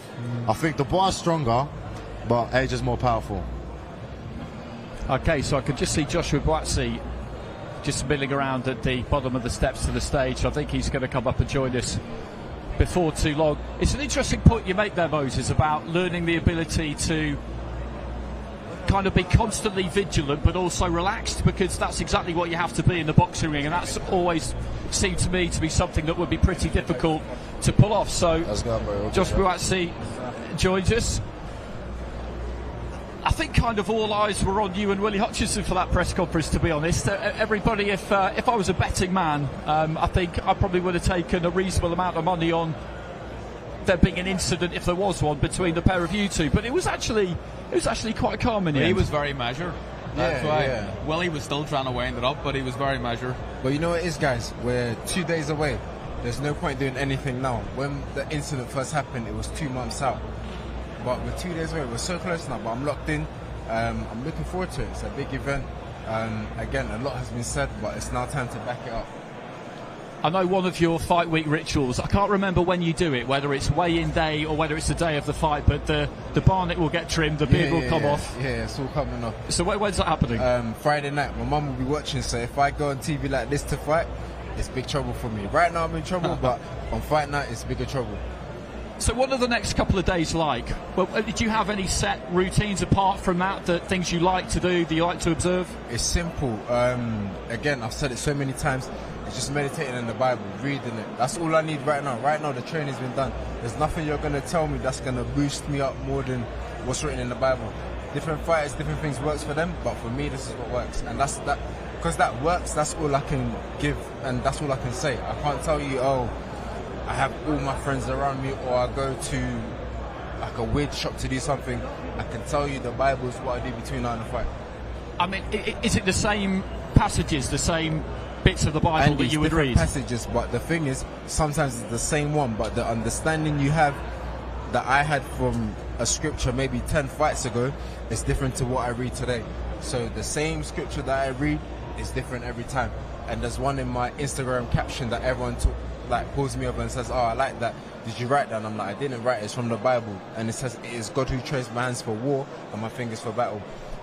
Everyone thinks about God as in the spirit. Yes, he's a spirit guy, but it's battle. I've had 18 fights and I can only give credit to the source. How about you? Did you have anything you in particular wanted to do or needed to do in the build-up to a fight? No. And you were uncomfortable if you didn't do it? No, not really. Well, there was one weird thing. I always made sure the lights were turned off in the hotel before I left. For some reason. Lying. Yeah, I swear I was weird. And the bed was made nicely, and it was just that. It was a strange thing, but no mess in the room. I've no idea. But I was going to ask you, actually, Judge, are you a person? I was a person that liked a lot of people around on fight week. Maybe fight day and the day before the fight, not necessarily talking about the fight as much, but just having people around me to maybe take my mind. Is that a bit of you as well, or? No, I'm quite the opposite. Okay. When there's too much people, I don't really like it, especially when there's new people. Okay. I think when I started, I didn't mind, but now I only want instrumental people. People are not there just to make numbers. I want someone that's bringing something to me, and that's only going to be from the Bible. So I like to be on my own a bit. Okay, Josh, thanks for your time. Always good to see you. We'll let you go. We'll see you at the weigh-in tomorrow. Thank you. And I think we can now welcome up Josh's promoter, boxer, CEO, Ben Shalom. Ben, good to see you. Yeah, very good. I think we're not too far away from the second part of the press conference getting underway, so we haven't got too long, but let's just talk about the two fighters that you've got on this card. Joshua Buatsi against Willy Hutchinson. Not a fight, I think it's fair to say, that any of us would have really imagined a year ago. The mix at light heavy seemed quite set on the British side, and then all of a sudden there's a newcomer in the mix. It's a very interesting fight, this. When we signed Josh Buatsi, we had loads of names in the contract. Josh is so meticulous, he prepares for everything. Honestly, everything. Willy wasn't even in there. So credit to him that he's got to this position. Great performance last time out. Interim world title. But this is the moment for Josh. This is a big statement. He's had that stop-start career. He's had a big win against Dan Aziz this year. I just feel like I appreciate Willy talks the talk. I appreciate how confident he is. I appreciate how good he is in the gym and his amateur record. And everyone talks so well of him. But I believe Buatsi is going to make a big statement on Saturday. People talk about Josh's reaction at the head-to-head. And I liked some of the things that you were saying about that. And you said that this is Joshua Buatsi. This is the best he's fired up. This is the best version of Joshua Buatsi. I've been trying since he signed to rile him up, and I do whatever we did. He's such a gentleman that he's so relaxed. It's so hard to get him going. I thank Willy. He's done it. He has done what I wanted to see. He's given the fans the Josh that I know, and now we're going to see a great performance. I really believe it. And just a quick one on Tyler Denny. What a story. You know, you brought him through to be a European champion. The next day after defending against Felix Cacace, he gets his call. Hamzah Sheeraz is a really good fighter. He's done everything right, but no one's invincible. I remember when he won the European title, we felt like we climbed Mount Everest. This was a kid that was an away fighter it was going nowhere. So to then beat Felix Cacace and then to get this opportunity, it's incredible. He texted me 3 days ago, and I've said it before. He said, Ben, I know you don't believe me. I know no one believes me, but I promise you I'm going to win on Saturday night. That's how much confidence he's coming in on Saturday. He's had the perfect preparation, the perfect fights, tall fighters, rangy fighters, Brad Ray, River Wilson, bent twice. He's ready for this, and we're going to see the very best Tyler Denny on Saturday night, and whether Hamzah Sheeraz has enough, we'll see. Okay, great. Ben, good to see you as always. See you. Cheers. Thanks, enjoy Ben. The next couple of days. See you. So Johnny Nelson is going to come back in and join us. And Moses, I'll just bring you in on that conversation we were having before those two came up in terms of kind of fight day rituals and preparations. I mean, it's early on for you, but how are you with all of that? Any superstitions, anything in particular? Nah, not really. I guess my ritual was training hard. I never really had like. Maybe when I was in the European Championship as an amateur, I had 4 fights in 1 week, and the first fight I went and I stopped the kid in the first round, and then like I don't know why, I just thought let me wear the same boxers for the second fight. I went and I stopped him in the first round again. Did you wash them? Say that again? Did you wash them? Didn't wash them. No. Didn't wash them. No, didn't wash them. No. Nasty. And then I was like, you know what? Let me see if this will work for the third fight. I went in, I stopped him again in the first round. And then I was like, listen, I've come 3 fights now. Oh, no. I might as well wear it on the last day. It wasn't like I would wear it the whole day. I'd literally put them on box, and then I used to hang them up on the window just to let it get some fresh air, but I don't really know. Listen, 4 days wear, 1 way inside out, 2 days inside out. Sweating as well, I mean, the sweat and everything. No, listen, I got 4 knockouts in 1 week, do you get what I mean? First round as well, so I don't know. You know, in our gym, Junior Whitty, his nickname was Stinky, right? Because he'd take his training gear off after he's trained and put it on the radiator and put it on the next day, so his nickname was Stinky. You're getting yourself a nickname, man. No. Listen, I used to put like a kilo of Hugo Boss aftershave when it doesn't smell too bad. No, in his defence, I watched that competition. I watched those fights. They were all first round knockouts, and some of them were quite quick. So it's not like he was. You know, you still have them. Nah, do you know what? No, because they're Under Armour in it. So, but apart from that, I've never really had no ritual, nothing, none of that. I'm just always interested in how people just pass that time, basically, because you go to the venue in the evening. It's always occurred to me that it could be a long day, and it's important. And he mentioned it before Josh came up. That ability to be able to, in the ring, be constantly vigilant but also loose, to be on point but relaxed, because if you're not, then your tank just empties really, really quickly. I mean, if you feel like you've got to grips with that early, then that's a brilliant thing, isn't it? Yeah, I think so. I think the big man certainly has that. He boxes with a sense of fluidity, not like your typical heavyweight. He's faster hands than any other heavyweight that I've seen recently. He's better head movement, and some guys are a bit, I suppose, a bit stiff, some of the heavyweights, but I think Big Moses isn't your typical heavyweight. Let's just have a quick chat about the impact of Riyadh season on the heavyweight division, because we've got a heavyweight fight top of the card here. We have Fury against Usyk, we've had Joseph Parker against Deontay Wilder and Zhilei Zhang. It hasn't gone well for Deontay Wilder, but Parker and Zhang have really produced some big big performances. It's been great for Daniel Dubois, boxing out in Saudi Arabia twice. For Anthony Joshua, of course, it's been fantastic because they're making the really big fights, but it's not like they're making one a year. You know, you can box 2-3 times in a year on Riyadh season if you keep winning, which is just great for the division. Yeah, absolutely. I mean, the fights that people were talking about for years and years are now suddenly being talked about, and with a real sense that these are actually going to happen, and that's obviously down to the backing of the Saudis, and boxing's in a really, really healthy place right now. You know, we're up here sharing Johnny's Sky pundit, I'm TNT, you're Sky, we had DAZN guy. You know, it's just, this is not normal, but it's good, and it's good for our sport. No, it absolutely is. Just the spirit of collaboration in general, and it shows what can be achieved. And we all know that the resources that are behind it are a big, big part of that. But the more people get used to kind of dealing with each other and working with each other, the more normal it becomes, the better chance there is that it'll continue. Basically, you've got a responsible adult that's got everybody's heads together, crack their heads together and say, come on, what are you doing? The only people that suffer if you don't work together is you and the fans. So this, I like this. I think the fans benefit, we all benefit, and at the end of the day, boxing benefits, the fighters benefit. I'm an ex-fighter. I love hearing about fighters getting paid well.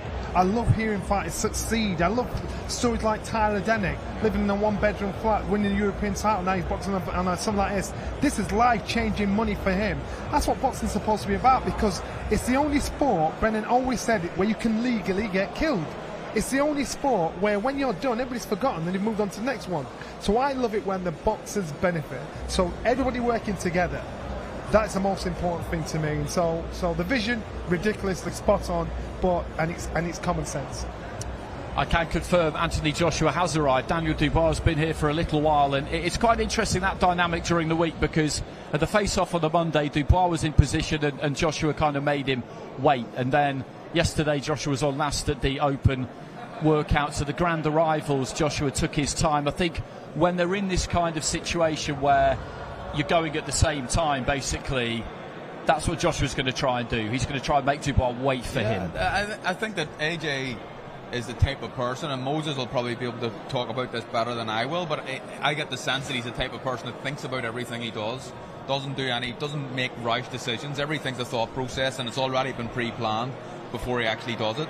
So I think that he's playing games. Yeah, that's what he's doing with that's why he's late today, that's why he's going on last, and I think that's just little things to try and irk and, I suppose, almost undermine your opponent.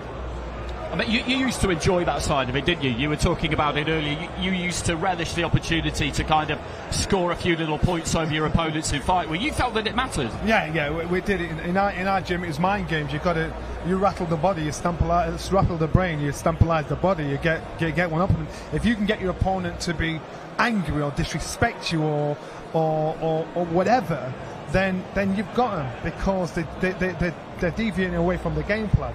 So that is more as important. I think Angelo Dundee once said, no, it's Costamado once said, character is as important as talent.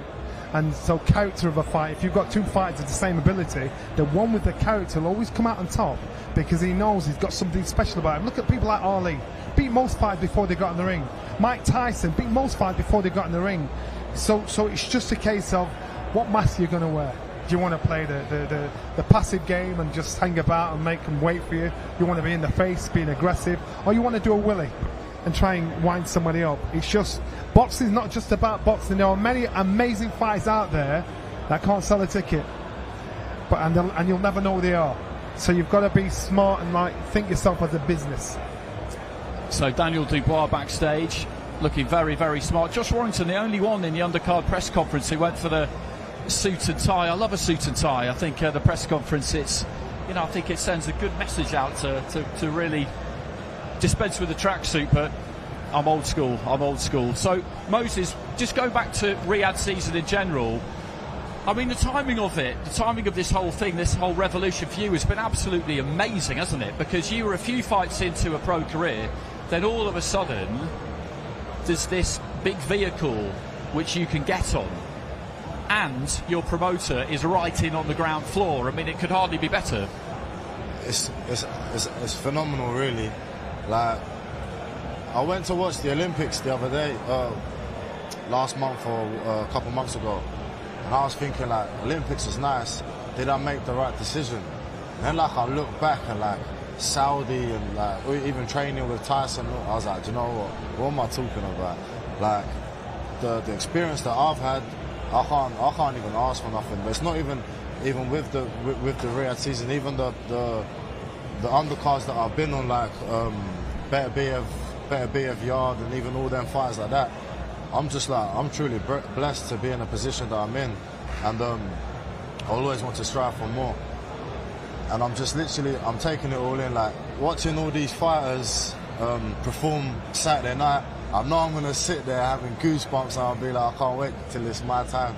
But yeah, no, it's been huge. It's even like Saudi Arabia. Like, I've visited there like five, 6 times. Like, I've been there more times than I've been back home. So you can say that Saudi Arabia is my second home now. But I do enjoy it. I do literally enjoy the events they put on and everything. It's been phenomenal. And also, Johnny, in terms of the kind of landscape of the heavyweight division, you look at the top fighters. Usyk's 37, I think. Fury's a couple of years younger. Anthony Joshua's 35 soon in mid-October. Joseph Parker in his 30s. Zhilei Zhang is 40. Wilder is pretty much 40, and I think as a force he's on his way out, I would say. So before too long, you know, that next cohort is coming through, isn't it? Yeah. That's heavyweights. The best you get of heavyweights at that area, that age, in their 30s upwards. That's where you get the best out of the heavyweight. And it's the only way where the older they get, the better you get up to a certain point. Then the young boys coming through, the young guns coming through. They're the ones that you can try and pick out. They're the ones that you'll know this hype about. They're the ones that you'll think, you know what, keep an eye on him. And it's great to be able to follow the stories, follow the journey of these fighters coming through. In years to come, we might replay this. And this young man over here talking about things he doesn't know what he'll know then. You know, he'll look back at himself right now thinking, wow, I was so green then, but I learned and did it the right way. Success breeds success. If you're in the gym seeing success and you understand, you think to yourself, well, that'll work for me, that won't work for me. This is how you build up your character. This is how you build your path to get to where you want to be. But when you know somebody that's successful, it then becomes a reality. So you think, I can do that because I know someone that's doing exactly the same as me. So why shouldn't it be? I was in a gym full of champions and I was fail. I'm thinking, why? What's the difference between them and me? So then I realised it was possible because I know people that are doing it.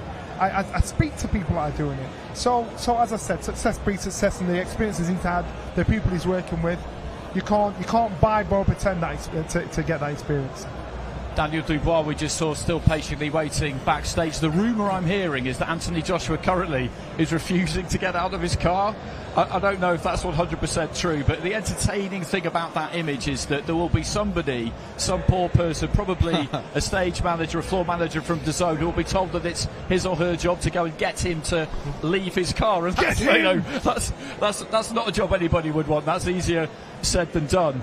But just to go back to what we were talking about, Carl, this current crop who have been very successful, they've delivered huge fights. They don't have long left, do they? I think it's fair to say that. They give varying forecasts on how long they'll stay in. Fury has said sometimes he wants to box until he's 40. Anthony said the same thing, but this is a hard sport. Hard sport, and if they're all going to be fighting each other, there's Anthony Joshua and I, but if they're all going to be fighting each other like they are, they're hard fights as well, and they can have an effect on how long you stay in the game for. But I don't even, 40's not even that old for a heavyweight these days. You know, there's been, you look at what Bernard Hopkins done, he wasn't a heavyweight. George Foreman done it before him, he was a heavyweight. So I think the guys that you're talking about are in their prime years right now.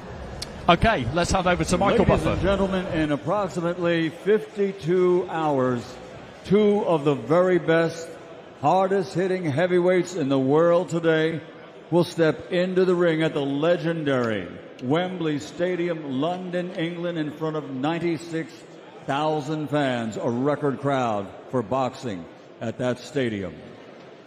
And it's Riyadh Season Card Wembley Edition, an event for boxing fans around the world. All brought to you by Riyadh season and the General Entertainment Authority, GEA, with Frank Warren for Queensberry Promotions and Eddie Hearn for Matchroom Boxing.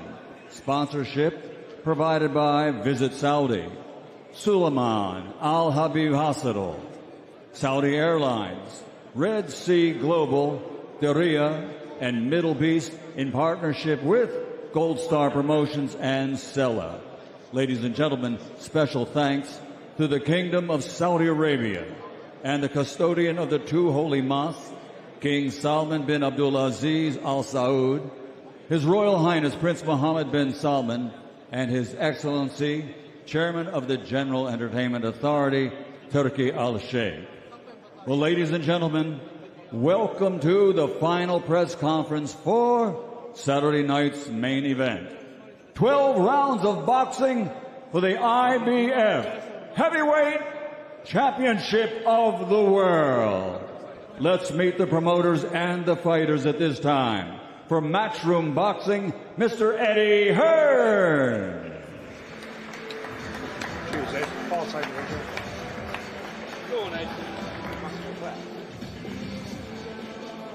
And please welcome, for Queensberry Promotions, Mr. Frank Warren. Cheers, Frank.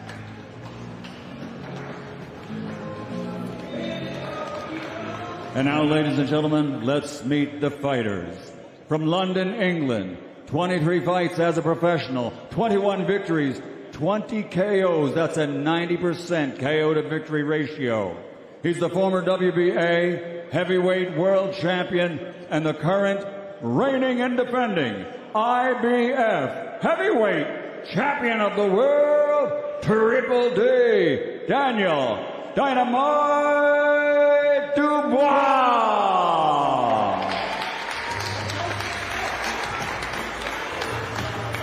And his opponent, also from London, England, an Olympic gold medal champion, 31 fights as a professional, 28 victories, 25 of those 28 victories by KO, the two-time heavyweight champion of the world, AJ Anthony Joshua.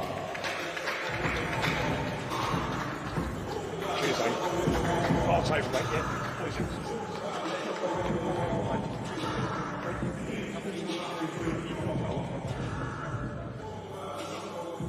And now, ladies and gentlemen, let's turn this press conference over to our host, Mr. Ade Oladipo. Thank you very much, Michael. Good evening, everyone, and welcome to the very beautiful, historic, and iconic London Guildhall. Welcome to another huge, monumental event, and welcome to Riyadh Season Wembley Edition.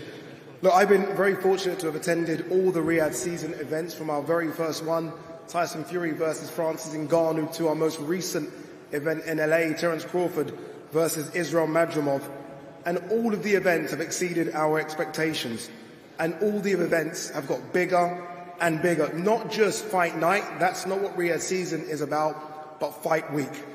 More excitement, more events, more engagement, and most importantly, more eyeballs on the sport that we love, boxing. What Riyadh Season has done for fighters is, for some, look, it's given them maybe opportunities that they weren't going to get. For some, it's given them the spotlight they craved. And for two fighters here in our main event, it was an opportunity to rebuild and remind people as to how good and dangerous they can be. Daniel Dubois entered Riyadh Season off the back of a defeat to Alexander Usyk. 2 fights and 2 wins later against Jarrell Miller and Filip Hrgovic, he's now rebuilt. He's one of the best fighters in the world, and he's the current IBF heavyweight champion. Anthony Joshua entered Riyadh Season, and it was Otto Wallin, a stern test on paper, that he came through with flying colours.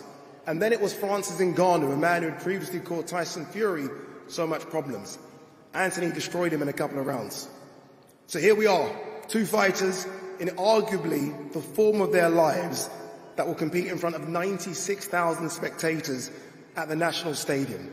Anthony Joshua versus Daniel Dubois for the IBF heavyweight title in front of the best fight fans in the world, the British fight fans. Now, look, normally, I'm going to break protocol a little bit here. Normally, you go to the promoters, and I will get to them, Eddie Hearn and Frank Warren, but I want to go to the fighters first. Daniel, I want to come to you. You are the champion, and I want you to clear something up for us, Daniel. The rumours are circling. Where is your trainer, Don Charles? Is there an issue? Is it a case of Don is just sick and not here? What's happened? We haven't seen Don all week. Listen, as long as they're in my corner on fight night, I'm all right. But everything is okay? Yeah, everything's good, you know. Okay, that's good to hear. Let's move on from that and let's put that rumour to bed. All right, let's start with you, Daniel. Again, you are the current IBF heavyweight champion. You can see that the camera is here. This is a fight of extreme magnitude, right? They're saying this is the biggest British fight card we've ever seen. You headline it. How are you feeling? How's preparation gone? Everything's gone well. Training camp's gone brilliant. I'm ready to fight. Let's go. That you are, I know. You've wanted this fight against AJ for a while, not just after the Hrgovic fight, before that. You've called him the king. You said you're the king slayer. Why have you wanted this fight against Anthony Joshua so badly? Well, it's a resurrection story of my career, and, you know, I'm just on a roll right now, so, you know, I just want the biggest challenges and make a name for myself and create history. You've had some ups and downs, like every fighter, every top fighter. The ups recently have been very, very good. Jarrell Miller, Filip Hrgovic. When did it switch, Daniel? When did you realise that you are one of the best heavyweights in the world? When did it click that you can compete at the top table? No, I've always known that. You know, I haven't got too much to say right now. I'm just ready to go on Saturdays. It's a great show, and I can't wait to go. Yeah, but let's move on. I'm going to come back to you, Daniel, though you are going to answer a few more questions, hopefully. AJ, here we go again, right?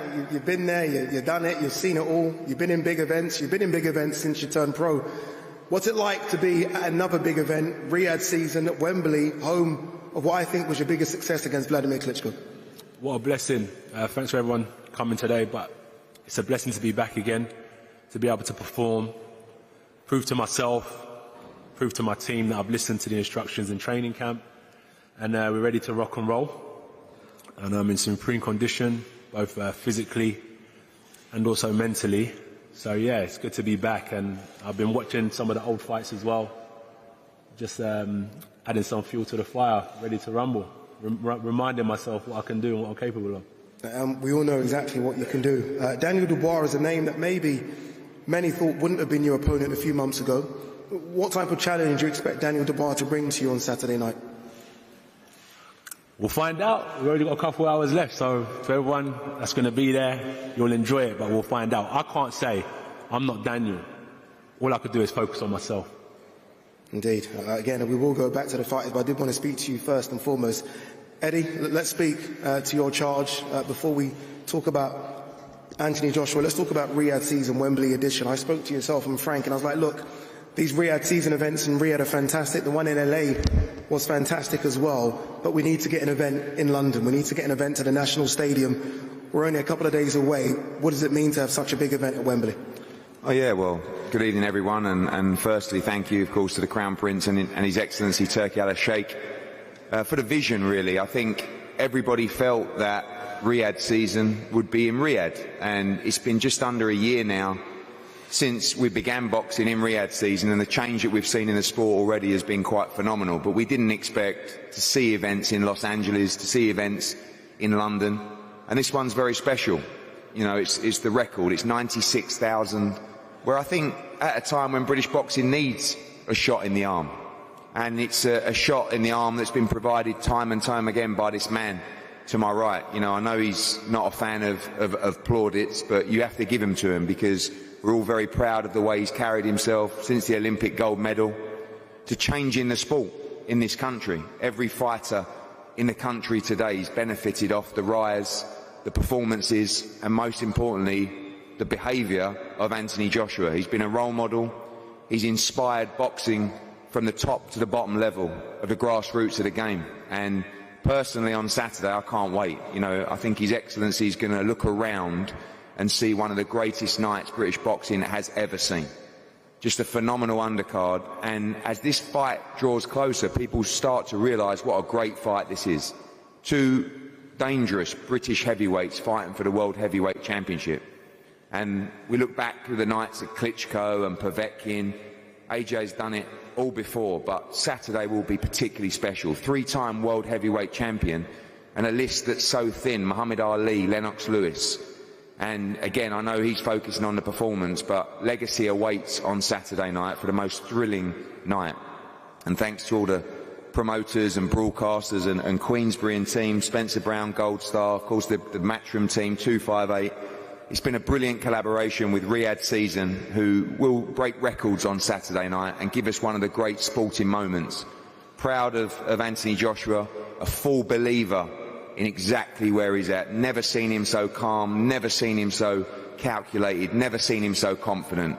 I believe with all my heart, 3-time world heavyweight champion on Saturday, and do not miss it. It's going to be a very special night. Thank you very much, Eddie. Frank, same question to yourself. Obviously, look, you've had Daniel Dubois since the beginning, very much like Eddie's had Anthony since the beginning. You've believed in your man, even with the ups and downs. What a moment for him on Saturday to headline, as we've been hearing, in front of 96,000 people. It is. First of all, again, I'd like to thank His Excellency and the team who made this happen. This is an iconic moment for British boxing, there's no doubt about it. It's in an iconic building. The last few press conferences we've had, they've also been in iconic venues. But this is going to be something special. 2 massive big punchers, 2 really good boxers, both of them on a roll, both of them winning fighters. They both had their ups and downs, not just Daniel, both of them had their ups and downs. And so we are definitely going to see something special. And for me, there's nothing better than 2 Brits in the ring, in a competitive fight, in a big fight, to get atmosphere, 96,000 people, sold out. It is going to be something special. And Daniel, I do believe, is going to show what he's all about. I've believed in him from day one, and he's come through everything. Trials and tribulations, injuries, lots of different things happening behind the scenes, and he's now sitting here with his belt, and he's not letting it go. He's here to keep that belt, to confirm that he is the IBF champion against a very, very good fighter in AJ, who's been brilliant for British boxing, British sport, a man whose record's been impeccable as an amateur, got robbed as a amateur world champion, won the gold medal, 2-time world champion. But then we've got the new kid on the block. And this new kid on the block can fight. He can punch. He's as big a puncher, if not a bigger puncher, than AJ. He can jab, same as AJ, and he's got mobility. He's fast, and he's a good finisher. So one thing's for sure, do not blink in this fight. Do not blink, because from the first bell to the last, it's going to be something extra, extra special. I believe this heavyweight fight could be the Britain's Hagler-Hearns. That's how exciting it's going to be. Daniel, I want to come back to you. I know you said no more questions, but I will try and force a few more questions from you, Daniel. You are now a champion, right? I mean, it's the dream from a kid to where you are now. You've got a new IBF belt in front of you. How's the confidence levels gone up since you've become champion? The world title, I need to retain it and hold on to it. So, yeah, it's a great thing to have, but, I need to legitimize myself by winning this fight. So, I'm ready to go to war and ready for a fight. Do you expect to knock out Anthony Joshua? By any means necessary. Knockout, whatever way it comes. Points, knockout, whatever way it comes, you're ready for it? For sure. AJ? Not been knocked out before. Yeah. A lot of people have said they can knock you out. Francis Ngannou mentioned it before when we did the face-off. Other fighters have said it as well. When you hear those words, is it almost just a case of, okay, you have to do what you need to do as well to get the victory? Definitely. I showed Daniel and his whole team the respect they deserve during training camp, and that's going to put me in good stead on Saturday. So yeah, I'm tough. So is he. As Frank said, we've got all similarities. So may the best man win, really. And good luck to him. Good luck to his team. Thank you to my team for their efforts as well. Yeah, British boxing. One thing when I first started boxing, I said I want to bring the heavyweight division back alive in the UK, and I think we've done that. So well done to everyone here as well. You guys are being very respectful now, which is nice to see. It is a gentleman's sport. I did the face-off with both of you about a month ago, and it wasn't very nice towards the end of that face-off. I had to move back, and everyone accused me of ducking away from it. I wasn't.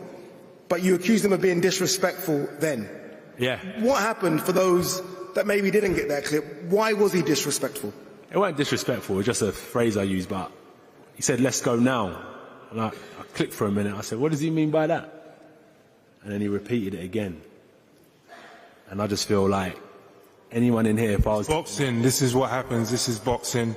These things happen. So, you know, we're fighting Saturday. Let's go. So as I was saying, at the press conference, I just feel like you should never let anyone take an inch because they'll end up taking a mile. You know what I mean, Dan? Sorry? That's it. He said, never take an inch, never let anyone take an inch because they'll take a mile. Dan, I've spoken to you all week, and all week it's been smiles. I sense that the switch is now on because you're a few days away from going to war with Anthony Joshua. Has that switch turned? Because, look, we spoke yesterday and you're all smiling. We spoke the day before and it was all smiles as well. It's a very different Daniel Dubois now. No, I've been preparing for this for months, weeks, and, you know, it's been spoken about from the start of my career, so, as a pro. So, you know, here we are now. I'm ready for it. I feel good. I'm ready. Okay, as I cleared up the Don Charles thing right at the beginning, I do want to clear up one more thing. And forgive me, both of you, for doing this, but I do need to clear it up because a lot of people want to know about it as well. This spar that happened several years ago. Now, you, Frank, said in a recent documentary that you heard about the spar and you signed him basically because of that spar as well. Can we clear that up now? Obviously, we know you guys are going to fight for the real thing on Saturday, but can we clear up this sparring story, these sparring rumours? AJ? You cracked me with a great shot, and it's my chance to get him back on Saturday. I'm looking forward to it. There you go, Dan. Well, we sparred hundreds of rounds, didn't it? You cracked him, Daniel. So you know you can hurt him. It's sparring. Now we're fighting. It's different, you know. Think it's different? Ready to go. Move on now. You can move on now. Oh. Move on. Okay. No tables flying, anything. Let's just keep this one very, very peaceful. Daniel, how do you win? Tell me how it works. I ain't predicting nothing. I'm ready to go, and I'm ready to fight. As expected. Anthony Joshua, how do you win on Saturday? How do I win on Saturday? Can happen in a variety of ways, various ways, but I'm not dependent on punch power, you know.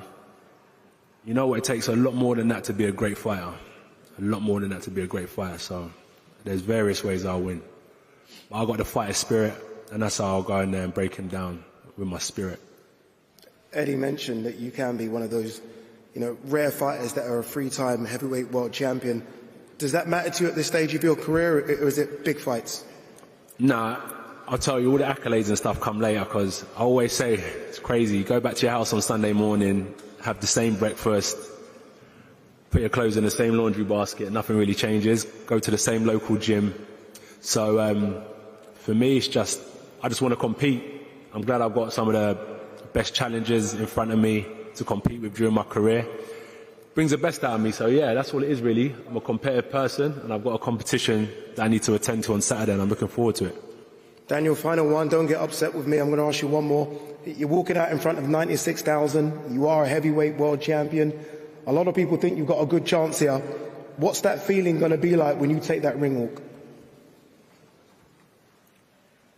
Like I've taken it many times before, just this time it's on the biggest stage, so, you know, the energy's going to be higher. And AJ, you've done that walk before. Again, I said, the Vladimir Klitschko fight I thought was your best performance, an iconic performance. You take that same walk again, what's that feeling going to be like for you? The feeling? The feeling. Sorry? The feeling. What's that feeling going to be like for you? Be the same for all of us, you know. Honestly, all of us. Many greats have walked it before. All of the undercard are going to walk it. I'm going to walk it. I'm going to feel just like any of them. But when I step into that ring, that's when I switch on and I'm ready. So the ring walk I'm not really interested in. That's just getting to the location to do my job. But once I'm in the ring, I'll be ready, 110%. And final one to the promoters, Eddie and Frank, you've been there, both of you, you've done quite a lot in the sport. You've been at Wembley before and you've held big events. You've been at Wembley before and you've held big events. What's it going to mean to both of you to take that walk with your fighters to that ring for what is the biggest British fight card we've ever seen? Well, listen, I'll be one of the lucky 96,000 with a great seat. But all that matters is this man to the right. The journey so far, this is his fourth fight at Wembley, going back to the Matt Legg fight where, you know, even the Vladimir Klitschko fight, it was just a young man starting out with a huge heart and brute force. Now, I believe he's the best heavyweight in the world with every fundamental you need, and he's developed into a great fighter. Shout out Ben Davison, Barry, the team, done an amazing job. And this is what it's all about. This is what high-level sport is all about. You know, when he boxed Vladimir Klitschko at Wembley, people still say to me that was the greatest sporting event I've ever witnessed. I've been to Ryder Cups, Centre Court or Wimbledon. Nothing touched it. This is the beauty of big-time boxing you will see unfold at the National Stadium on Saturday night. It's going to be an amazing night, and history shall be made for this man. And Frank, final one to you. You've had some incredible nights as a boxing promoter. This probably will be one of your biggest, if not your biggest, if Daniel Dubois can beat Anthony Joshua in front of 96,000 at Wembley. Without a doubt. You know, on Saturday night, I genuinely believe that Anthony Joshua and Daniel Dubois are going to provide something that's going to be extra special, not just in boxing, in sport.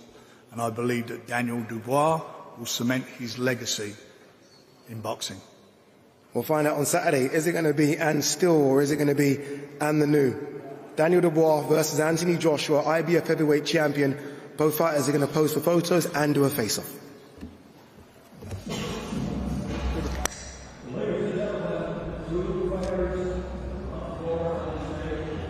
So interesting that between the pair of them.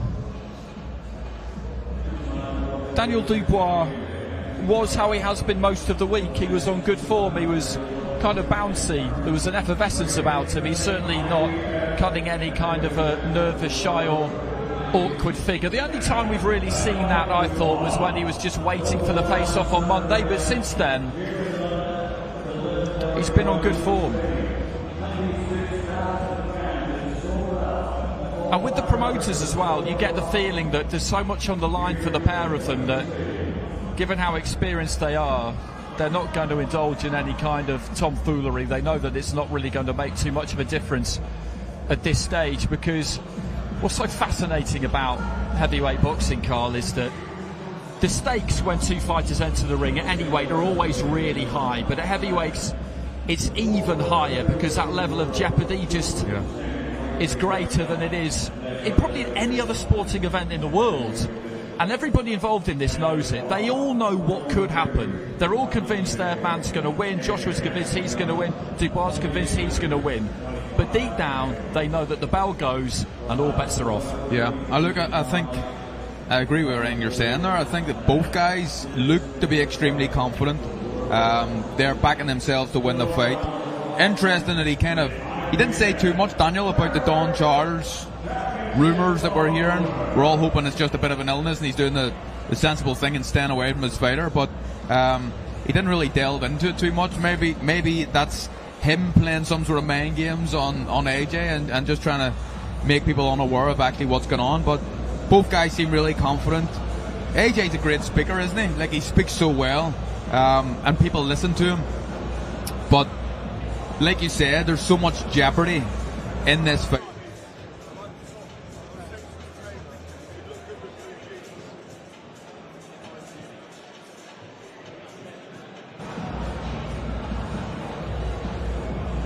Okay, so Anthony Joshua there with Ariel Helwani. Unfortunately, we won't be able to bring you that, but maybe we'll get one of the main event fighters up here. But to be honest with you, and this is no disrespect to Ariel Helwani, who's very good at his job, I doubt that he's all of a sudden going to say something now that we haven't already heard this week, is he, Johnny? No, he's not. Carl got it spot on right. AJ's he's a seasoned pro at this. He knows to say just enough but not too much. Contain himself, not get dragged into the hype of what could have been. I could see Daniel was trying to be sharp. He's just not. He's not a smart ass. He's not that guy. He can only reply, but he's just trying to create something in himself that is not there. Keep it simple. Keep it plain. Just get on with it. And I think AJ kind of looked at him and thought, I'm not even playing with you. I'm not even going to get into it with you because I'm wasting my time here. Let's get on with the fight. That's what both fighters want to do.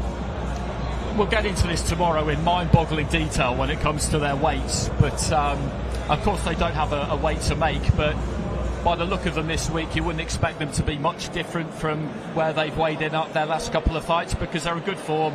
What they've been doing has been working, so why would they change it? I think both fighters probably know their optimal weight to box at and what they best perform at. What I thought was really interesting, I think that Daniel Dubois actually looked leaner than I've seen him recently, so maybe he'll come in a little bit later, but I imagine that's all part of the plan. It's easy for a heavyweight, isn't it, this game, when you've obviously got the jeopardy of being knocked out, but I'm telling you, making weight is the first battle that every fighter that has had to do it talks about. Horrible thing to do. Well, the undercard fighters have got that final bit of pain to go through tonight and tomorrow morning to get those final few pounds off. Johnny, it's a game we play during fight week normally, and we haven't really done it this week, to be honest, is to kind of look at a human and feel like we can tell, you know, to kind of the nearest £5 how much they're weighing. It's crazy stuff, really, but they just both look well, don't they? They both look on good form. If they're carrying an injury, then we wouldn't know, but there's certainly been no kind of anxiety from them at any point, even in unguarded moments. Well, unfortunately, if there is an injury, they've got to keep it to themselves, because, and even after the fight, you can't even say this was wrong or that was wrong, because therefore it sounds like you can't take defeat. When it comes to the weighing, I reckon AJ will come about 17.3, 17.4. Physically, I think he's looking at speed and power. Daniel Dubois, again, it doesn't look massive. I think these guys, there won't be much in it. But I really don't believe the weight is going to make that much of a difference. I suppose if AJ came in really heavy and flat-footed, that's a bad move. But I don't think the weight with these guys is the issue. I think it's tactics, how they play the fight. Will it be early? Will it be late? Daniel Dubois says by any means necessary, which means he's willing to go through hellfire for this fight. And if he is, he's going to get hit. And if he can stay there after being hit and think, I'm going to drag you into fire, then that's going to make the fight really, really interesting. Okay, let's try and get into some finer detail. I'll put you both on the spot a bit here. It's not really fair, to be honest, but when the bell goes in those very early exchanges, best guess, what do you think we'll see? I have no idea. Honestly, I don't. And that's the beauty of it, isn't it? I know it's a really intriguing fight, and the only thing I mean, you can't guarantee anything in this sport, but I would be very, very surprised if we see round 7. I do think the longer the fight goes on, the more chance Daniel has, but can you see anything but a knockout? You know what? Nothing but a knockout. I don't see it going past the first round, number one. Number two, I think both fighters get into the middle of the ring. Then AJ's very fast. He's got like a fishing hook kind of straight right hand when he lands it in, and he wants to find the timing, find the distance. Now, if Daniel lets him find that timing, which I think he will do, he'll be flat-footed trying to slip and get him popped. The problem is, if AJ gets that shot in and then starts to get excited, thinking, oh, I've got another one here, I've got another one. And if Daniel's still there, that's when it'll get interesting, that's when it'll get dangerous. I'd be so surprised if he went past 4 or 5 rounds. I'd be so surprised. The referee tomorrow for the main event is Marcus McDonnell, by the way. Marcus McDonnell refereed Anthony Joshua's fight against Jermaine Franklin. Jermaine Franklin wasn't too happy with the way that he handled it on that occasion, but Marcus, one of the best we've got on the British boxing board of control, has stayed largely controversy-free, I think it's fair to say, throughout his career. So a very experienced fighter, referee rather, in charge of that main event. Well, gentlemen, thanks very much for your company. Thanks to everybody else who has joined us. It's been an absolute pleasure to be here live from the Guildhall, a different kind of a setting from a press conference. Join us again for the weigh-in tomorrow, which will start, first fighters on the scales, I believe, at 6 p.m.